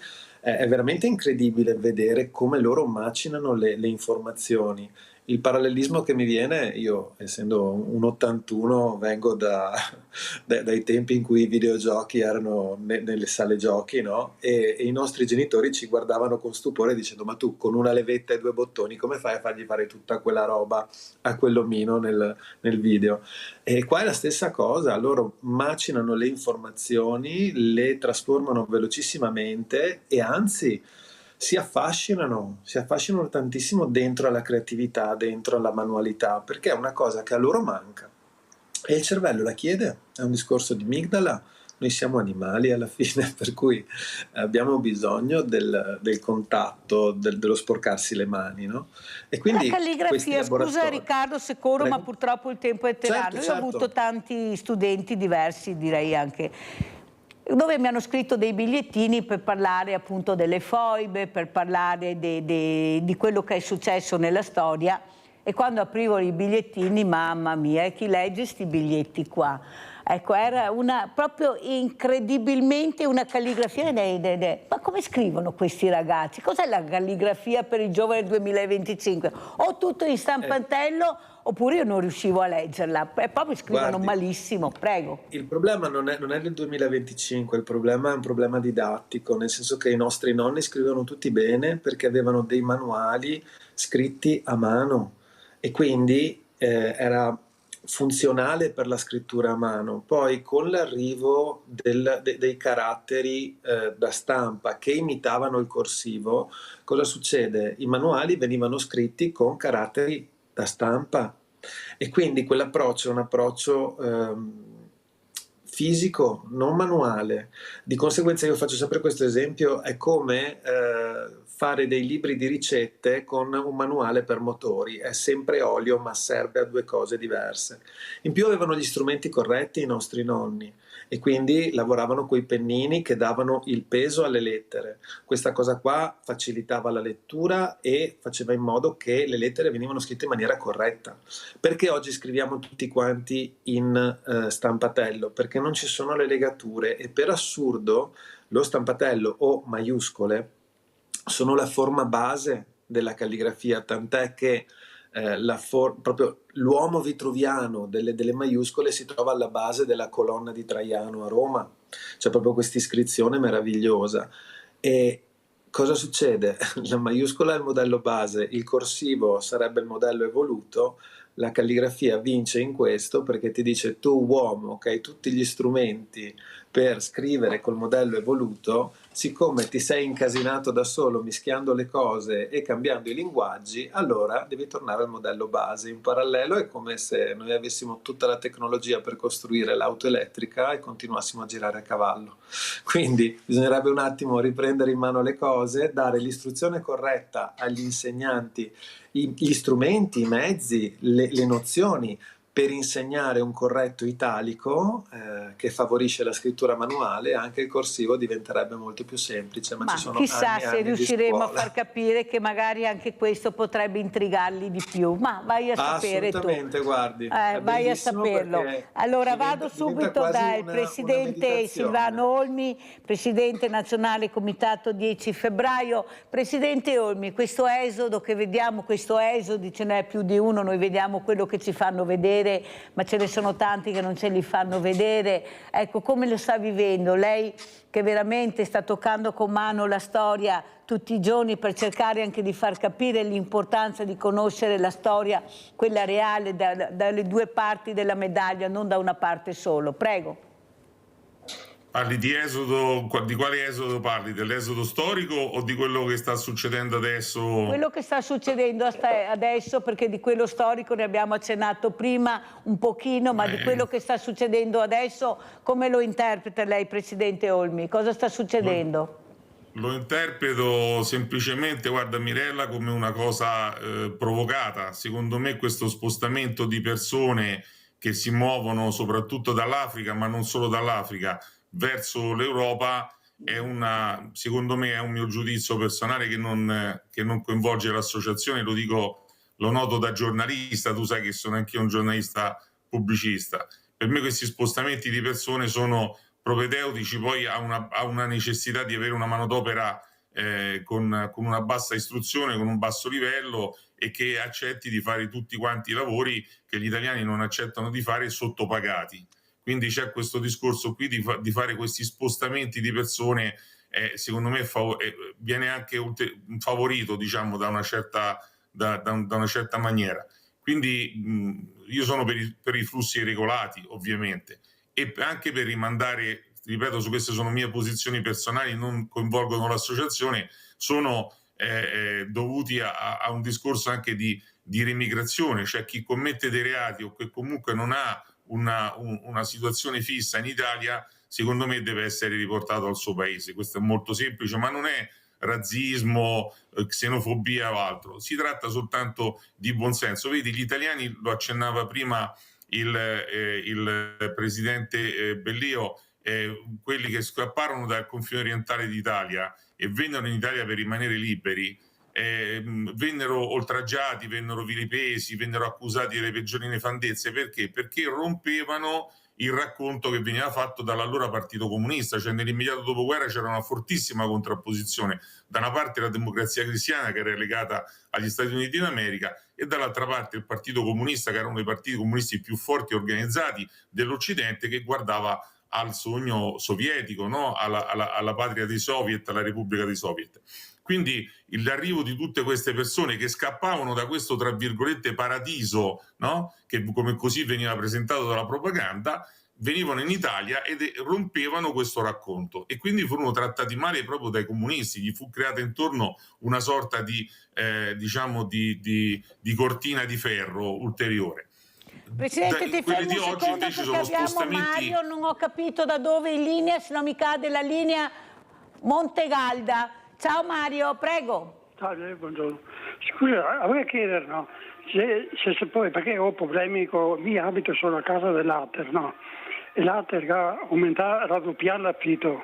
Però è mega detto l'Ater che è una parte dell'affitto che va al comune. E il comune se ne frega, ha detto che mi sono in difficoltà perché se manca la moglie e adesso con spese, una roba. E il comune dice che non vuole niente. Però mi ha risposto, la sentenza sociale, mi ha risposto che viene a macchina e che sta a casa. Quanti anni hai Mario? 75, fatti l'altro giorno. Mario, poi lascia il tuo numero di telefono che vediamo, ecco, di capire perché arrivano queste risposte a questi diversamente giovani che avrebbero invece tutto il diritto di capire la situazione. Ecco, eventualmente ti indirizzo a qualche CAF, a qualche centro per vedere com'è la tua situazione, perché sai, carta canta e via dormi, dice qua da noi altri, perciò lascia il tuo numero che vediamo se posso darti una mano, perché questi sono i problemi e anche le nostre fragilità. E capite che bisogna anche aiutare anche queste persone, non guardare sempre molto in alto, ma guardare anche per terra a volte cosa c'è, cosa trovo per terra, e trovo queste fragilità tutti i giorni. Mi chiamano tutte le ore, delle volte e dico ma guardate che è domenica, il mio numero ormai gira in continuazione, però se posso aiutare cerco di aiutare. Perciò Mario, lascia al centralino in regia il tuo numero di telefono che poi ti richiamo oggi o domani. Allora, sentiamo invece come commenta, ecco, Riccardo Alli quello che ha detto il presidente Olmi, ecco, di queste situazioni, di questi ragazzi, di queste famiglie. Prego Riccardo. Guardi, io sono per... volevo aggiungere una cosa su quello che aveva detto. Parlava del discorso degli insegnanti. Ecco, ci sono tanti insegnanti che non prendono correttamente la professione. Stai lavorando con del materiale umano ed è importante tenerne sempre conto. Non è che puoi fare l'impiegato se decidi di fare l'insegnante. Queste persone vanno ascoltate, hanno tantissimo bisogno di ascolto proprio per la situazione attuale che c'è. E la presenza di un insegnante, il fatto di, come era il discorso dell'Everest, no?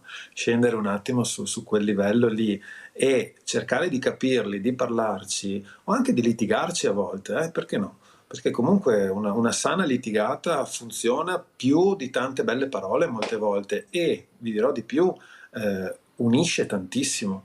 Io ho a che fare con persone, io insegno a un corso post diploma, quindi siamo over 19 anni, e anche loro hanno un sacco di bisogno, perché si perdono davvero in un bicchiere d'acqua o non sanno tenere un confronto, ma è gente che poi deve affrontare il mondo reale, perché la scuola comunque resta sempre un mondo pieno di cuscinetti e dove loro si devono assolutamente formare. È un'occasione incredibile la scuola, secondo me, assolutamente. Allora andiamo a vedere anche questi dati, bullismo veneto, poi commentiamo, andiamo a sentire.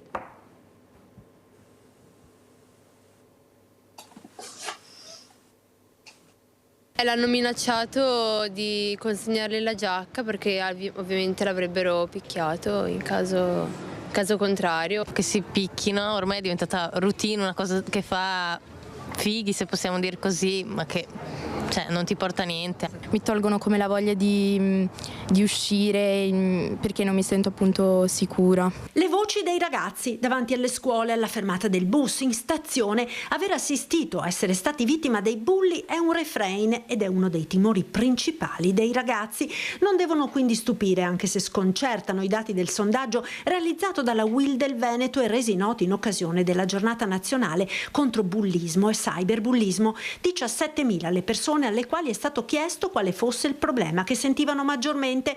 Il sindacato pensava al lavoro, alla scuola, all'incertezza del futuro. Invece no, per molti, soprattutto ragazzi, la preoccupazione principale è la sicurezza legata ad episodi di bullismo, come ammesso da oltre il 35% dei giovani trevigiani. Numeri da paura. Quando abbiamo parlato con loro, vivono una situazione in loro drammatica. Questo si accentua di più nelle città di Treviso e di Verona. Questi ragazzi ci raccontano che dicono che non riescono a prendere l'autobus e non danno i soldi alle persone, ragazzi che se non pagano la pizzetta le cose gli vengono bullizzati e bullizzati nella maniera più brutta. Situazioni pesanti quelle raccolte dalla UIL, che sta preparando un evento per affrontare il problema. È preoccupante il fatto che spesso i giovani vittime dei bulli non trovano il coraggio di raccontare in famiglia o a scuola quanto subito. Molti di loro ci hanno raccontato che dicono ai genitori che non gli piace la scuola che fanno e cambiano scuola, ma non è la verità. La verità è che quella scuola gli sarebbe piaciuta, sarebbe stato il loro sogno. Invece, con la scusa del bullismo, col problema del bullismo, dicono che vogliono cambiare scuola. O ragazzi che non escono di casa perché hanno paura che in giro succeda qualcosa. Allora, sentiamo come commenta Riccardo Ali questo servizio, questi giovani visti da varie angolazioni. Quando si ascoltano si capisce che hanno paura. Cos'è la paura nel 2025? Eppure sfidano la morte. Quanti giovani sono morti in questo periodo per giochi assurdi? Sanno che il gioco è pericoloso, ma l'adrenalina è più forte di loro. Provarla. Prego. Ma secondo me, sa cosa? Loro sono immersi in una realtà abbastanza passiva, nel senso l'utilizzo smodato dei social. Infatti io mi chiedo come mai a scuola non ci sia l'ora di educazione social, perché è importantissima sia dal punto di vista dell'utilizzo, ok? Sia anche dell'opportunità, perché internet, i social sono un'opportunità lavorativa incredibile al giorno d'oggi. Ok? Però purtroppo vengono utilizzati in maniera estremamente passiva. Il fatto di vivere in maniera passiva fa sì che tu non hai stimoli, non ti senti protagonista di niente, non hai controllo di niente, no? Allora vanno in cerca di queste super emozioni, no? Come diceva lei prima.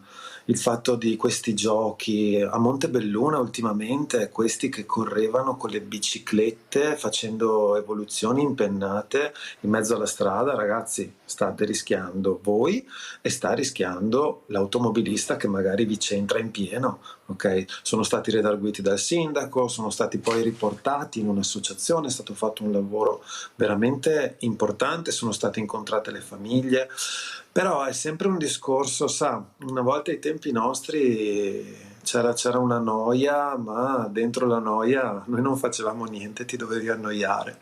Adesso questi sono iperstimolati in maniera passiva e si inventano le peggio cose. Io ribadisco, c'è bisogno di tornare a comunicare, c'è bisogno di tornare a parlare, c'è bisogno di tornare ad ascoltare. I genitori devono parlare con i loro figli, ascoltare i loro figli, assolutamente dare regole ai loro figli, perché è importantissimo. I ragazzi hanno bisogno di essere indirizzati non per tarpargli le ali, anzi, ok, bisogna inseguire i propri desideri, i propri sogni, tutte le cose che fanno parte del mondo dei ragazzi, ma è importante dare loro un indirizzo, una strada, anche poi per prenderne un'altra, non importa, però le regole sono importanti per crescere, ne abbiamo bisogno da sempre. Le dà la mamma gatta al gattino che gli tira una zampata quando fa la cazzata, figurarsi i nostri. Grazie veramente, grazie a Riccardo Alli, design, Niente, grazie a voi. Contro il bullismo, grazie di essere stato con noi. Sentiamo grazie come ci saluta il presidente invece Silvano Olmi, il presidente nazionale Comitato 10 febbraio. Ascoltare, ricordare la storia è storia, la violenza è violenza, bisogna vedere con quali armi la usi, ma è sempre violenza, è una violenza inaudita. Ormai schiacciano un bottone e salta per aria tutto. Qual è il problema? Avete visto come crollano i palazzi, gli ospedali? Ecco, cos'è che ti fa più paura, Silvano? Cos'è che temi di più? E cos'è il ricordo di quella che è stata anche la storia dei nostri territori? Prego. A me la cosa che fa più paura è l'indifferenza, Mirella, perché se ci sono dei sentimenti forti, negativi o positivi, comunque c'è vitalità.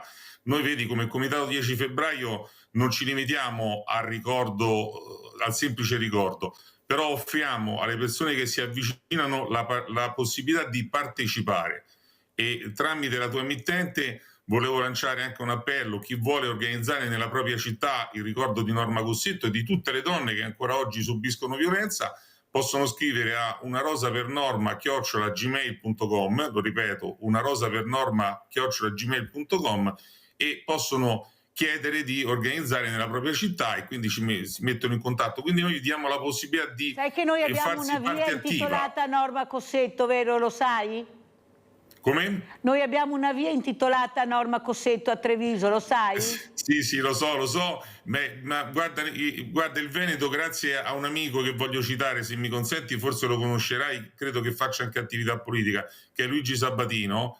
E lui, l'ingegnere Sabatino, è veramente una persona eccezionale. Poi vabbè, dovrei citare tutti, Noemi, dovrei citare Lenia, dovrei citare Massimiliano, insomma tutti quelli che nel Veneto hanno delle responsabilità come Comitato 10 febbraio, che si muovono proprio su questa cosa qui, e si stanno, Mirella, moltiplicando in tutta Italia, grazie anche al Comitato, ma non solo al Comitato, anche alle associazioni degli esuli, le intitolazioni di vie e di piazze, le elezioni di monumenti, di cippi, il ricordo degli infoibati, degli esuli e di Norma Cossetto, che è veramente un simbolo veramente contro la violenza, è un baluardo contro la violenza. Chi offende Norma Cossetto offende prima di tutto se stesso.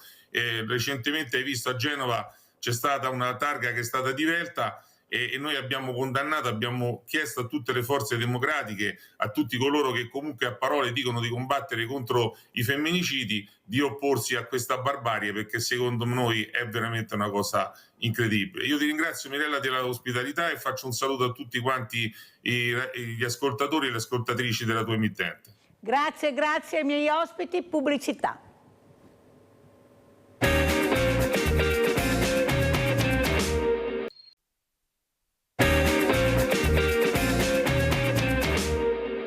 Appunto, è nostro dovere in questo momento fermare con tutto quello che possiamo le armi che passano da qua, quindi il nostro territorio, e che vanno verso Israele, per dire stop al genocidio e appunto pretendere che almeno fare quello che possiamo nei nostri territori e quindi ecco, fermare questo massacro. Un appello che arriva da Genova, dai portuali di Genova, e che come centri sociali del nord-est, come ADL Cobas, abbiamo subito voluto accogliere e rilanciare, proprio perché anche da Venezia passa l'economia di morte. A migliaia tra le strade di Marghera e fino al porto, tra i tanti anche diverse famiglie con bambini, addirittura neonati.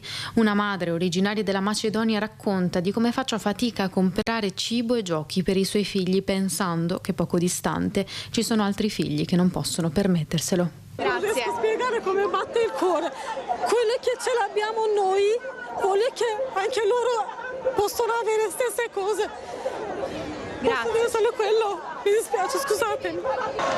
Per la Palestina, giustamente, per liberarsi la Palestina da questo genocidio. Lei da dove arriva? Io dalla Tunisia, ma vivo qui in Italia da 36 anni. Io faccio parte della Palestina, il mio sangue è palestina.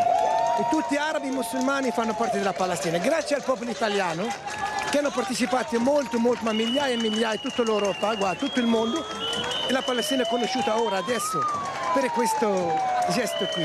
Ci sono due fazioni, ma c'è soltanto Israele contro dei civili disarmati, sperando di dare un contributo reale e di lanciare un segno anche al governo. Noi siamo i sanitari per Gaza di Verona e che siamo dei sanitari che vogliono sensibilizzare le persone a questa grave crisi umanitaria e sanitaria che c'è a Gaza. 1677 e di più sanitari sono stati uccisi, molti sono detenuti nelle prigioni torturati per evitare la cura delle persone adesso e anche in futuro, perché non ci saranno più medici o sanitari disponibili per curare le nuove generazioni e per insegnare agli altri. In testa al corteo per tutto il giorno anche il fondatore della comunità palestinese. Nel 98 eravamo in pochi, però siamo sempre di più. Noi in tutto il Veneto quasi tutti sono cittadini italiani, persone di qualità, medici, ingegneri, architetti. Alcuni magari non fanno il proprio lavoro, però tutti sono laureati. E la nostra presenza non solo nel Veneto ma anche nel mondo intero è stata sempre una presenza positiva e responsabile in tutto il mondo.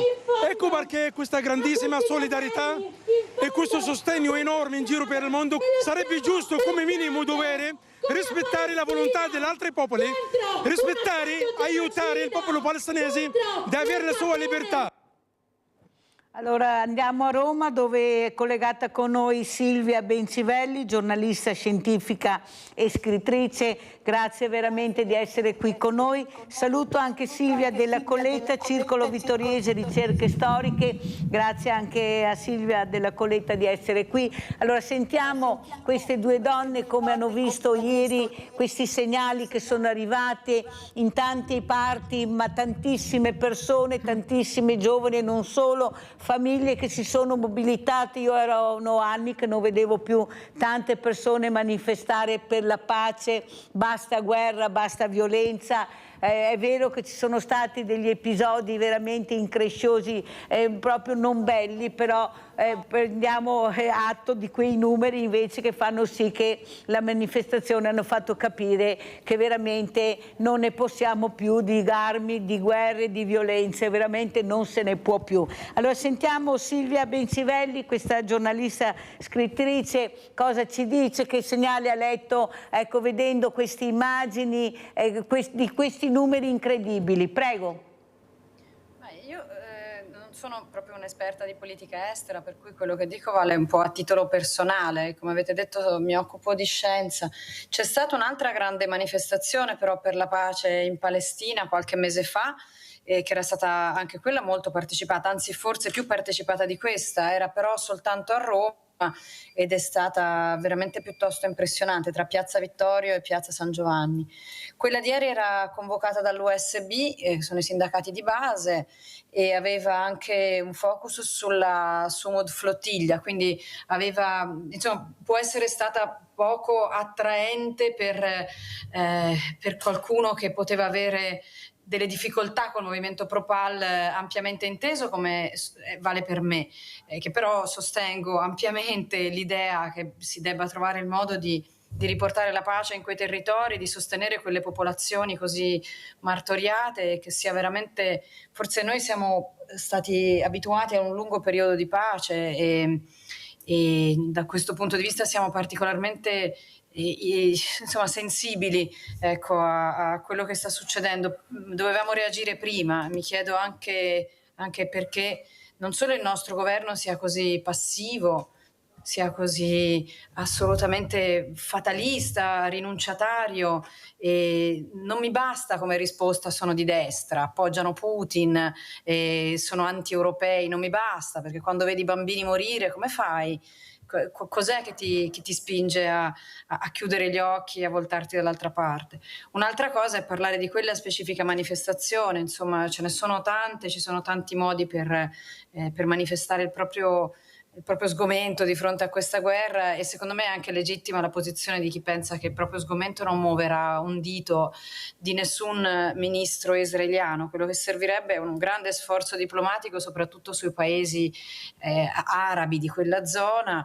Su Trump io credo che possiamo rinunciare a qualsiasi idea ragionevole che gli possa venire in mente, insomma Trump è un matto, e la situazione è veramente, veramente preoccupante, per me anche imbarazzante come essere umano. Ecco. Sentiamo anche Silvia Della Colletta, ecco le riflessioni che veramente questa mattina vuole far sentire, vuole dire cosa ha provato ieri. Ecco, la prevenzione a mio avviso doveva essere fatta tanti anni fa, ecco, perché la storia è storia, bastava stare attenti a quello che i messaggi che arrivavano, però tutti erano fermi, immobili, nonostante i messaggi c'erano.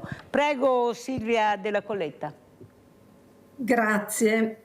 Allora, certo, il tema è complesso, non si può così in poco tempo esaurire questo argomento. Un grande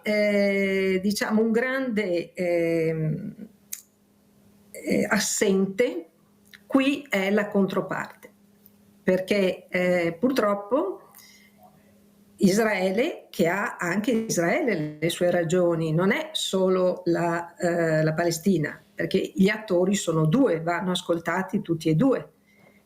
Questa è la storia, insomma, e così si fanno le paci. Bisogna che i due si mettano d'accordo. Ci sono state tante occasioni nei decenni, dal 48 ad oggi, per appunto parlarsi, e quando sono arrivati molto vicini alla pace, nel 95 mi ricordo, lì è stato Arafat, insomma, che ha detto di no. Non voleva il 95-97% dei territori liberi, e subito dopo c'è stato anche anni successivi la rinuncia di Israele a Gaza. Ecco, quindi ci sono tanti momenti in cui la pace si poteva fare. Poteva nascere uno Stato palestinese, poteva nascere un vicino, bastava riconoscesse Israele. I confini, prima dei confini c'è stata tutta una discussione sui confini, i confini del 48. Diciamo che nel parlarsi poteva nascere appunto un accordo di base. Il problema, e diciamo il problema dei problemi, è stato il non riconoscere il proprio vicino. Allora, se la pace si fa in due, tu riconosci me, io riconosco te, altrimenti non nasce la pace. Adesso il problema se lo trovano deflagrante ed è un problema estremamente complesso. Riconosciamo la Palestina, sì, è giusto, devono avere una terra, è giusto, ma quale? È Gaza? È la Cisgiordania? In quelle condizioni, così come la consegna Hamas, e ci rimane Hamas, È possibile per i palestinesi vivere? I palestinesi sono brava gente, vorrebbero vivere in pace, ma non si può mettere sotto gli ospedali depositi di armi, sotto le scuole, armi di tutti i tipi, cioè loro proprio sono state trovate, questa è la verità. È per questo che dico che in tutto questo dialogo che ormai il mondo sta montando manca Israele, e bisogna dire che la guerra mediatica è stata vinta da una sola parte. E io mi dispiace, ma diciamo mi occupo di storia, anche se adesso parlo a titolo personale, e la storia va vista tutta, non solo il pezzetto che ci interessa. Andiamo ad analizzare molti di quelli che vanno in piazza, animati da buoni propositi, su questo diciamo io non ho dubbi. Molti di questi, se interrogati sulla storia, probabilmente non la conoscono. Cioè conoscono dei pezzetti, i pezzetti che è convenuto a chi li ha portati in piazza che sapessero. Quindi è tutto sbagliato, capisce? Capisco anche la posizione del governo italiano. Non è che sta dormendo, semplicemente dice: ma su questa base cosa facciamo? Ma poi c'è un'altra cosa che vorrei raccontare brevemente, poi mi taccio. Dopo il 48, unico caso al mondo, è nata l'UNRWA, una delegazione dell'ONU specifico per la Palestina. Doveva includere ebrei e musulmani, quindi doveva includere tutti i palestinesi, cioè tutti coloro che abitavano nell'allora mandato di Palestina, cioè ebrei, doveva includere tutti. In realtà poi è stata solo e soltanto per una parte, dell'altra non si è occupato più nessuno, si sono arrangiati spostando le pietre a mano dai campi e cominciando a coltivare tutto a mano. Vabbè, detto questo, i palestinesi hanno avuto, unico nella storia, uno status di profugo ereditario. Quindi adesso la domanda che io mi pongo: conviene a loro in questo momento, senza aver definito quale Stato, quale governo, quale tutto, insomma, perché in questo momento non c'è molto, c'è solo nella parte della Cisgiordania, è osservatore all'ONU e basta. Conviene perdere totalmente lo status di profugo permanente, perché a quel punto permanente, quindi ereditario. Allora, se hanno uno Silvia stato Della non sono Coletta, più devo correre profughi. perché purtroppo il tempo è tiranno. Vorrei sentire anche il commento di quello che ha detto di Silvia Benzivelli, però lei ha detto una cosa importante: ci sono due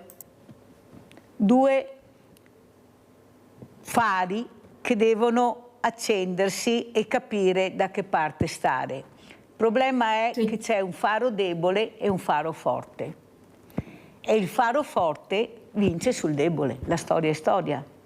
Io ho più armi, io ho più possibilità di vincere, io ho più uomini, io ho più mezzi e vinco. C'è niente da fare. Il problema è che muoiono, e la storia è storia e continua, sono le fasce deboli, quelli che non hanno... Come faccio io a ribellarmi, a non far mettere le armi sotto l'ospedale? Come faccio quando sono fragile e debole? Però chi è che colpiscono? Verissimo. Colpiscono tutto l'ospedale, però muoiono tutti i civili, persone che non c'entrano niente. Io penso che non sono in due a fare questo, due potenze, sono più potenze che si sono messe assieme, a noi non lo dicono, stanno facendo i propri interessi sulla pelle delle persone, perché sono terre rare, sono terre ricche di tutto, sono veramente, non possono seminare e trovare l'acqua, se no non riescono più a portare via quello che gli interessa, il popolo deve morire.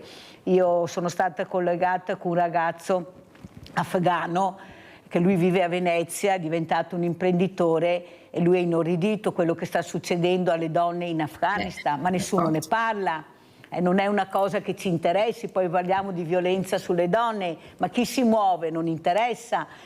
C'è qualcosa che non mi torna, non torna perché non ci dicono la verità, non ci dicono qual è l'obiettivo, però ce l'hanno fatto vedere, gli interessi, cosa io voglio fare là. E mi sembra che l'hanno fatto vedere molto chiaramente quello che vogliono fare. E chi può ribellarsi? Sono loro che aprono i rubinetti, chiudono i rubinetti. Lei dice il nostro governo Giorgia Meloni, ma anch'io penso cosa posso fare se chiudo tutti i rubinetti? E io come fa? Non siamo neppure capaci di difenderci, anche se siamo una delle potenze proprio in fatto di armi. L'Italia può dire molto perché le fabbrica e le manda in questi paesi, però non ce la raccontano mai questa. Noi siamo sempre i deboli, però non ci dicono bene come siamo. Sentiamo come commenta Bravissima. Silvia Bencivelli, ecco quello che ha detto sia Silvia Della Colletta che quello che ho detto io, gli interessi vanno sopra il buonsenso, la ricchezza, il potere, quello è alla fine. Prego. Microfono. Non si sente. Adesso sì. Prego Silvia, il microfono. Scusate, non trovavo il tasto microfono. Eccolo qua. No, dicevo, le guerre si fanno sempre per soldi e per ragioni di potere, insomma. Ma voglio dire, nemmeno Putin ci dice tutta la verità. Cosa vuol dire poi la verità? Cioè, nel senso, non è che dobbiamo aspettarci che un politico che parte in guerra per conquistare un territorio e farne quel che vuole farne debba dire la verità. Idem gli americani alleati, idem gli iraniani, poi perché dovrebbero dirla a noi, insomma. La domanda semmai è che cosa facciamo noi allora, come capiamo quello che sta davvero succedendo. Però secondo me c'è un limite oltre il quale non va nessun relativismo, nel senso io ho sempre ammirato molto, io che lavoro nella scienza, ho sempre ammirato molto gli scienziati israeliani, il loro approccio alla ricerca scientifica, eccetera. E questo ovviamente non ha niente a che fare adesso con il governo Netanyahu, anche perché la maggior parte degli scienziati è tra quelli che scendono in piazza in Israele sfidando anche la polizia e il rischio delle proprie vite per dire no a questa guerra dalla parte di Israele, perché esistono anche israeliani contrari alla guerra e a quello che sta succedendo. Però appunto secondo me esiste un limite umano oltre il quale non si deve andare, e che qualsiasi sia la nostra provenienza, il nostro insomma la nostra aderenza e semmai eventuale a qualche forma di religione, ecco lì siamo andati oltre, non è veramente più accettabile. Se lo dice l'ONU, se lo dicono gli osservatori internazionali, voglio dire, non ha senso che lo ribadisca io. Questa è una situazione, qualsiasi siano le motivazioni che l'hanno spinta inizialmente, come la guerra ad Hamas, che ricordiamolo non è uno Stato sovrano ma è un movimento terrorista, eccetera. Insomma, qualsiasi siano le motivazioni, si è andati molto oltre.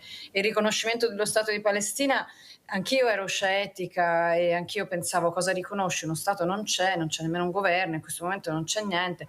Però poi ho letto la proposta di Macron e francamente mi sembra perfettamente ragionevole, cioè Macron subordina l'invio di ambasciatori, quindi il riconoscimento reale di un eventuale Stato di Palestina alla costituzione di un governo che escluda Hamas, alla dimostrazione da parte delle autorità palestinesi della volontà di allontanamento di Hamas, e subordina, cioè, e dà all'istituto del riconoscimento di uno Stato che ancora non c'è un valore non solo morale e simbolico, ma anche profondamente.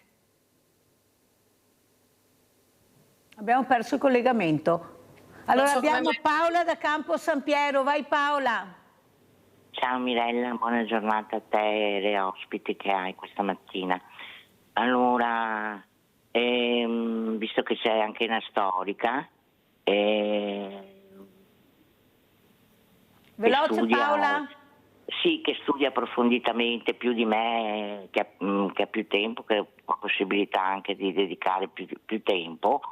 C'è stata, parto da questo, in televisione intervista alla giornalista che è israelo-palestinese, dove ha detto che Netanyahu ha sterilizzato la mia razza, per cui per me c'è una forte componente del razzismo, molto insomma, forte, ecco, ecco. E poi visto che appunto sta storica, ho letto libri di psicologia, di cose, di scappati dal nazismo, austriaci, tedeschi, scappati al nazismo, e che diceva appunto che ci sono ebrei fascisti, per cui bisogna che ci mettiamo in testa che ebrei fascisti, questo non vuol dire che chi ha ucciso l'Olocausto sia stati tutti fascisti, anzi non credo, cioè poi ne fa vedere cose in televisione allucinanti, ne fa vedere il nonetto di Churchill che è uno dei ultimi là, però in Irlanda e ha fatto le stesse robe che si deve fare in Paola, Palestina. devo interromperti, se no non riesco a farti rispondere perché sono in chiusura, sei arrivata lunga. Vediamo se riusciamo a rispondere appunto con Silvia Della Colletta. Silvia Bencivelli purtroppo è caduto il collegamento, però quello che diceva anche Silvia Bencivelli, a noi non ci diranno mai la verità, no, ce la dicono la verità, sono le immagini che arrivano, invece sono quelli che fanno muovere anche lo sciopero che è stato fatto ieri, le persone che si muovono perché arriva la verità con i video, con le foto, qualcosa riusciamo a capire. Io devo ringraziare questi giornalisti che rischiano veramente, tanti sono morti proprio per far arrivare le immagini vere, quelli che non si possono fermare perché non si può vedere, e soprattutto questo diritto internazionale calpestato ormai, ma chi se ne frega del diritto internazionale, comando io, sono io che decido, e questo è il grande problema, è calpestato tutto. Prego Silvia Della Colletta, prego. Dunque, guardi, la signora ha messo tante cose insieme e mi fa piacere perché ci dà modo anche di spostarci.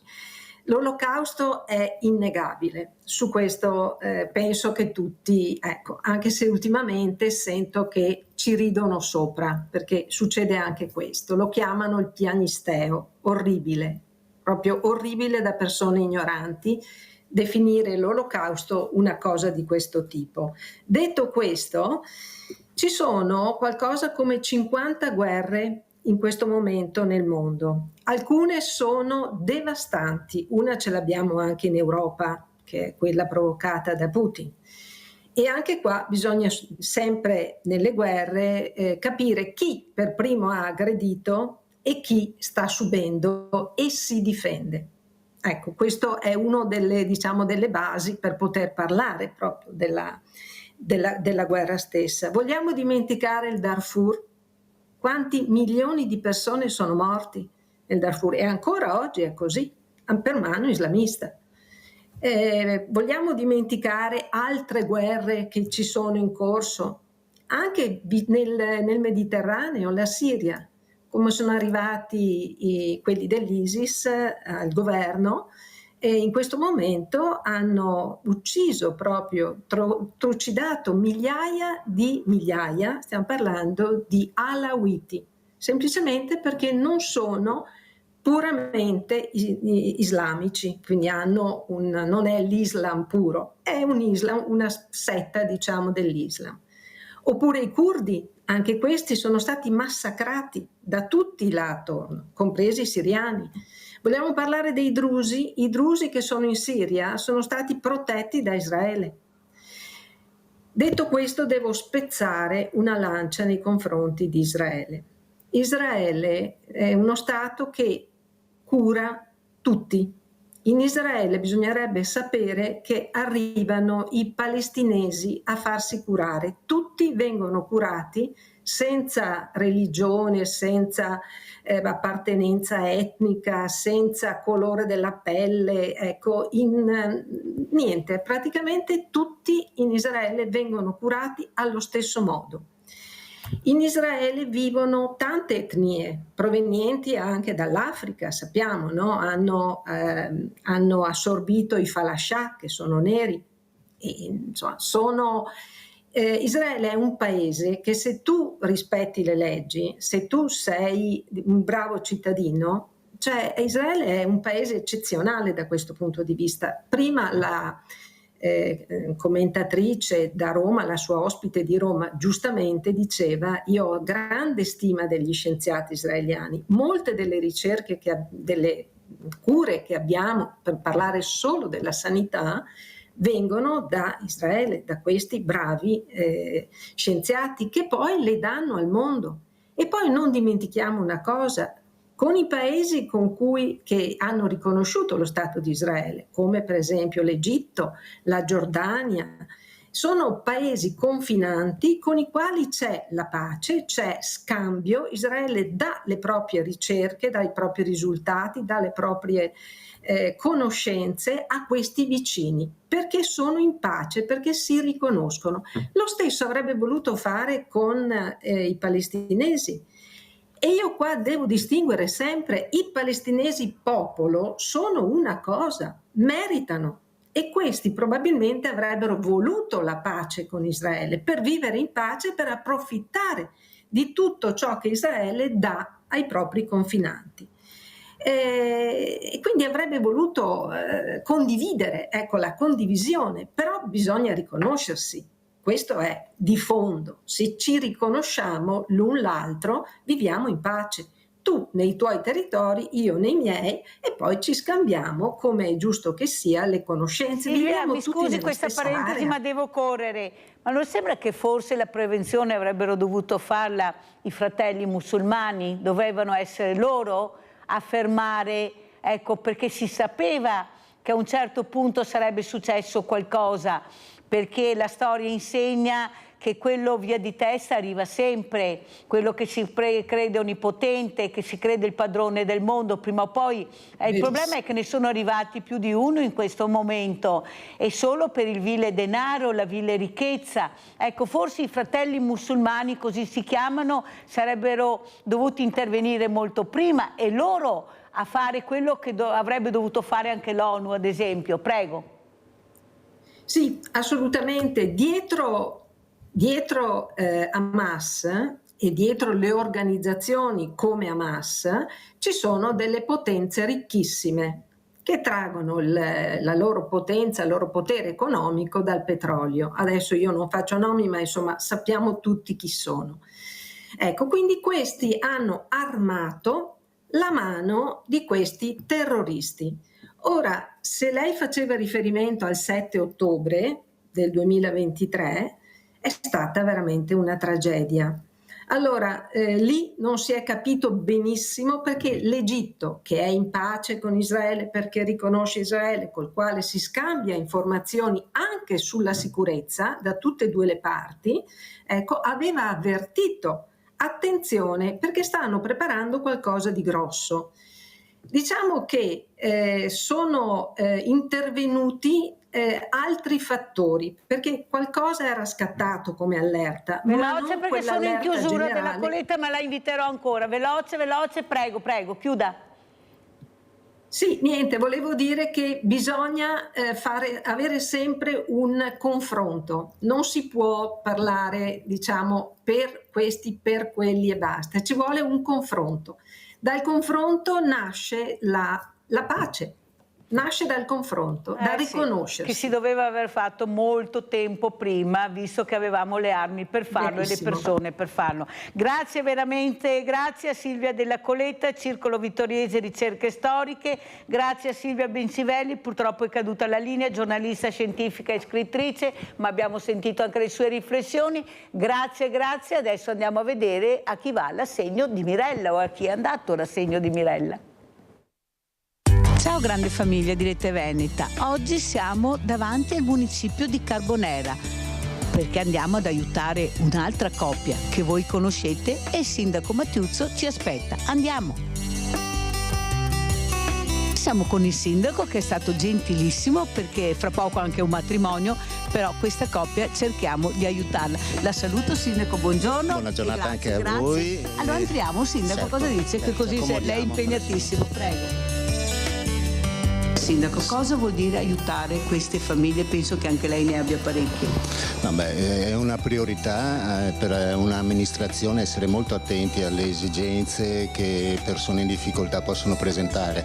Giovanna e Salvatore li conosco da tempo, abbiamo avuto modo appunto di dare una mano in questi anni. È chiaro che il sindaco non può che essere felice nel momento in cui anche altre persone, enti, associazioni contribuiscono nel sostenere queste persone. Io dico sempre che, si ripete, il sindaco, il comune non può far miracoli. I miracoli però ci possono essere nel momento in cui si crea una rete di solidarietà in cui non c'è solo un elemento, ma ci sono più elementi che insieme contribuiscono a risolvere e dare una mano in queste situazioni.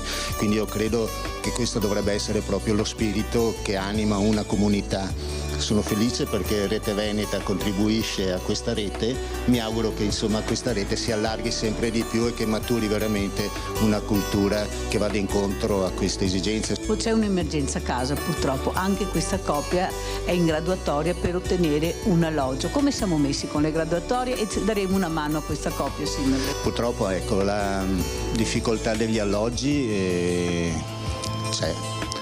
Ci sono casi che noi abbiamo anche in questi giorni in cui persone con lo sfratto esecutivo non hanno possibilità di trovare alloggio e vengono da noi a chiedere un aiuto. Anche qui credo che sia importante creare un po' questa disponibilità da parte dei nostri cittadini, perché alloggi ce ne sono che possono essere dati in affitto nel momento in cui c'è anche un po' una garanzia da parte di un'associazione, che io credo che anche la gente dovrebbe avere un po' di fiducia nel concedere anche in affitto, soprattutto a persone che nel tempo hanno sempre dimostrato una grande serietà e anche impegni presi e mantenuti, quindi ecco, diciamo che va considerato anche questo. Poi ripeto, noi abbiamo anche come amministrazione, come area servizi sociali, una linea che intendiamo sempre mantenere, che è quella di aiutare. Nello stesso tempo però chiediamo alle persone anche un loro impegno ad affrontare insieme un percorso che possa aiutare anche queste persone a uscire da un periodo di difficoltà. Quindi nel momento in cui noi troviamo le persone in difficoltà chiediamo: ok, riusciamo insieme a creare un progetto, un percorso per vedere come si può dare una mano a venirne fuori? Bene, ci siamo. Se troviamo persone che vengono a chiedere aiuto però poi non c'è da parte loro questo impegno, diciamo ci dispiace, ma no, non ci stiamo. Siamo in emergenza assoluta per quanto riguarda appartamenti da dare a queste persone che sono in grande difficoltà e in disagio, perciò pensiamo che tutti quanti dobbiamo fare un passo un po' più avanti perché queste graduatorie vengano definite. Cosa vorresti dire al tuo sindaco? Io vorrei dire che deve pensare pure per noi, perché noi siamo venuti sempre qua. Quindi qualsiasi cosa, da quando c'era mia figlia ancora viva che aveva sempre problemi, siamo venuti sempre qua. 1 anno e mezzo che abitiamo, cioè da quando è morta mia figlia, e non possiamo più pagare la casa, che con 296 euro al mese. Cosa dobbiamo fare? Cosa dobbiamo fare? Lui non lavora, ha avuto il posto dalla cooperativa alternativa l'anno scorso per 3 mesi, lavorare nei cimiteri, aprire e chiudere 5 cimiteri. Io non riesco, a volte non riesco manco ad avere il detersivo per la lavatrice. E tu, Salvatore, cosa vuoi dire al tuo sindaco?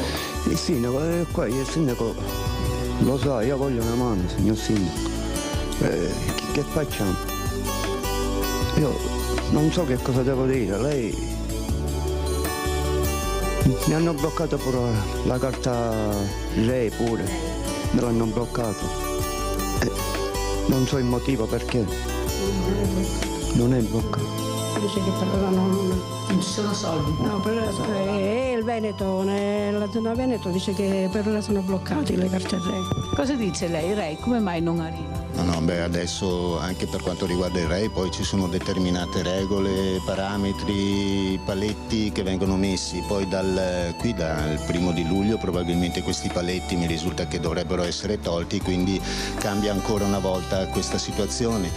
Io ripeto ancora certo da che parte... sindaco, scusi, sentirlo sentir parlare di paletti mi sembra una cosa veramente un controsenso all'italiana nel vero senso della parola. Ma non mi metto qui a discutere su questi aspetti.